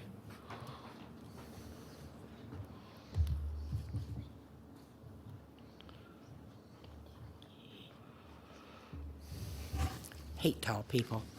Hate tall people. Thank you. For the record, Ardina Perry. I want to first and foremost thank you for your consideration and for thinking of the animals and considering the well-being of the animals. I would ask, and I don't know if this is appropriate or not, I've received, and I know what I got in the FOIA request. I'm aware of what's provided in the FOIA request. I have received over 45 emails from people who have been stalled on kennel and variance permits, being told, well, we're going to get to that later. I actually have documentation of 8 cases where they waited over 7 months to get approved, and they only got approved because to deny them would trigger a convening of the Animal Control Board. I would beg the commission to direct staff to convene the Animal Control Board in the interim, because WICRIS is in violation of its own policy.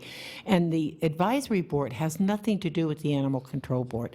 That's apples and oranges. When we're talking repeal and replace, we're not talking about repeal Animal Control Board and replace with advisory board. That's not it. We're talking about repeal Animal Control Board and advise with the hearing board to replace with the animal hearing officer.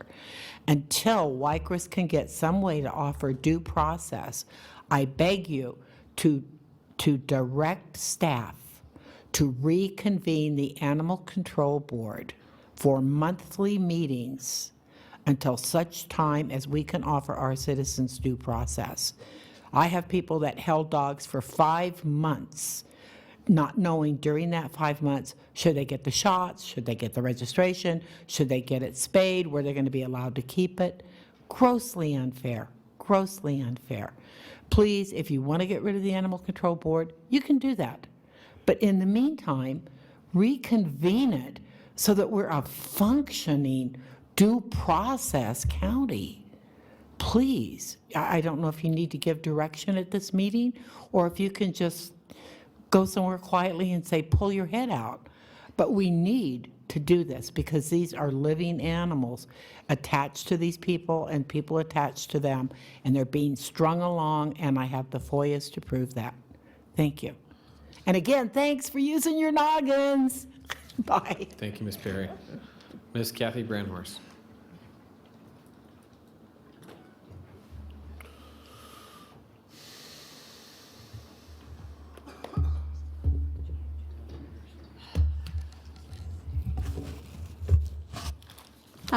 My name is Kathy Brandhorst, and I'm also the United States President. We're still having problems. I still live on C Street. I live in Sparks. And the other day, we've been having lots of problems with my mail being stolen. FedEx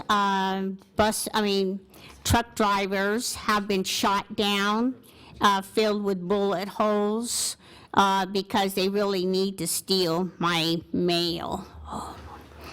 And some of those are boxes, so they open up the boxes and steal whatever's inside those boxes. Also, UPS has been complaining that they are being shot down on the property filled with bullet holes, and you should see what their trucks look like. Oh my! Their trucks have been filled with bullet holes just to steal my mail, my mailing boxes, and whatever else that was mailed to me. You don't have no right to steal. You don't have no right to even put bullet holes in the UPS, and you have no right to put bullet holes in the FedEx. That's my mail. It doesn't belong to you, so stop stealing it. I just wanted to let you know we found 19 chopped heads again in the garbage bin. And these chopped heads belong to the U.S. military. They are dismantlers, and they do help us out on the property. But you don't like that idea because you're the ones that are on death row. Yes, you are the ones that were destroyed. You are the ones that were not supposed to be here. You're not the ones that are supposed to be alive anymore. You're dead. You're deceased. You're gone. But you're still walking the streets. You're still here. So I just wanted to tell you, too, we have been having problems with garbage cans. They have lifted 27 to 29 garbage cans out of there because you do not live there. You are squatters. You are not supposed to be there. You don't live there, so stay off the property. Your garbage cans have been removed off the property because you don't belong there. But that's not true either. You keep coming back with your vehicles, park it, and pretend that you live there. You don't. Oh my God. So I just wanted to tell you also that's not... Thank you, Ms. Brandhorst. Oh. Thank you. Seeing no further public comment at this time, we're going to take public comment, bring it back to the board. At this time, we are on to item 11. Mr. Manager. Mr. Chair, item 11 is our Commissioner, County Manager's announcements, reports, updates, requests for information, or topics for future agendas. All right. Seeing Commissioner Hartung, do you have anything? I do, Mr. Chairman. Thank you, and I'll reiterate. Breeders are, especially in the outlying areas, those of us who live on larger parcels, there's a bunch of them in my neighborhood, I know for a fact. They're very responsible. They're great folks. I've been very, very impressed. I know Commissioner Herman has them. I'm positive you have them down in the South Valleys. I'm sure that they're more prevalent than we might begin to imagine.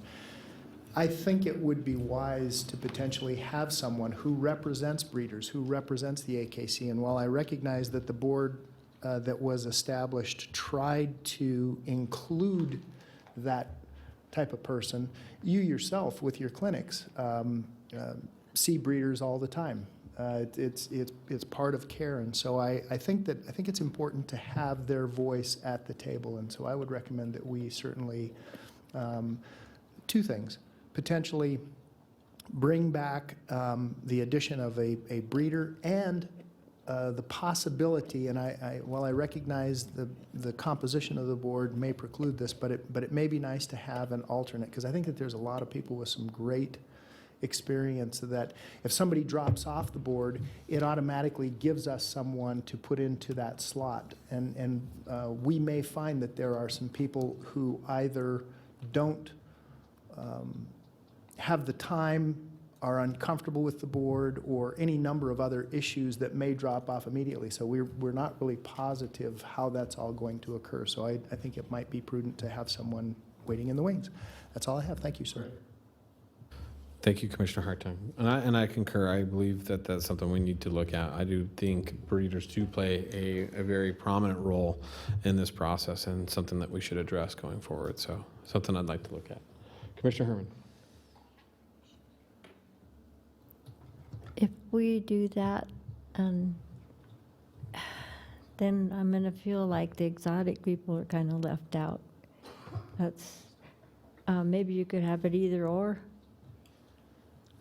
Yeah, I think that's probably not a bad idea. So what we'll do is we'll create an agenda item to bring it back for further discussion, and so that we can have, because at this time, we would have to go back and change the ordinance as it's currently drafted, so we'd have to go change some things. Amendment or Yep. So we'll have to amend it, but we can bring it back and look at multiple situations, so for an additional member to that board. All right, any further comments? Seeing no further comments at this time, we are adjourned, ladies and gentlemen. Thank you very much.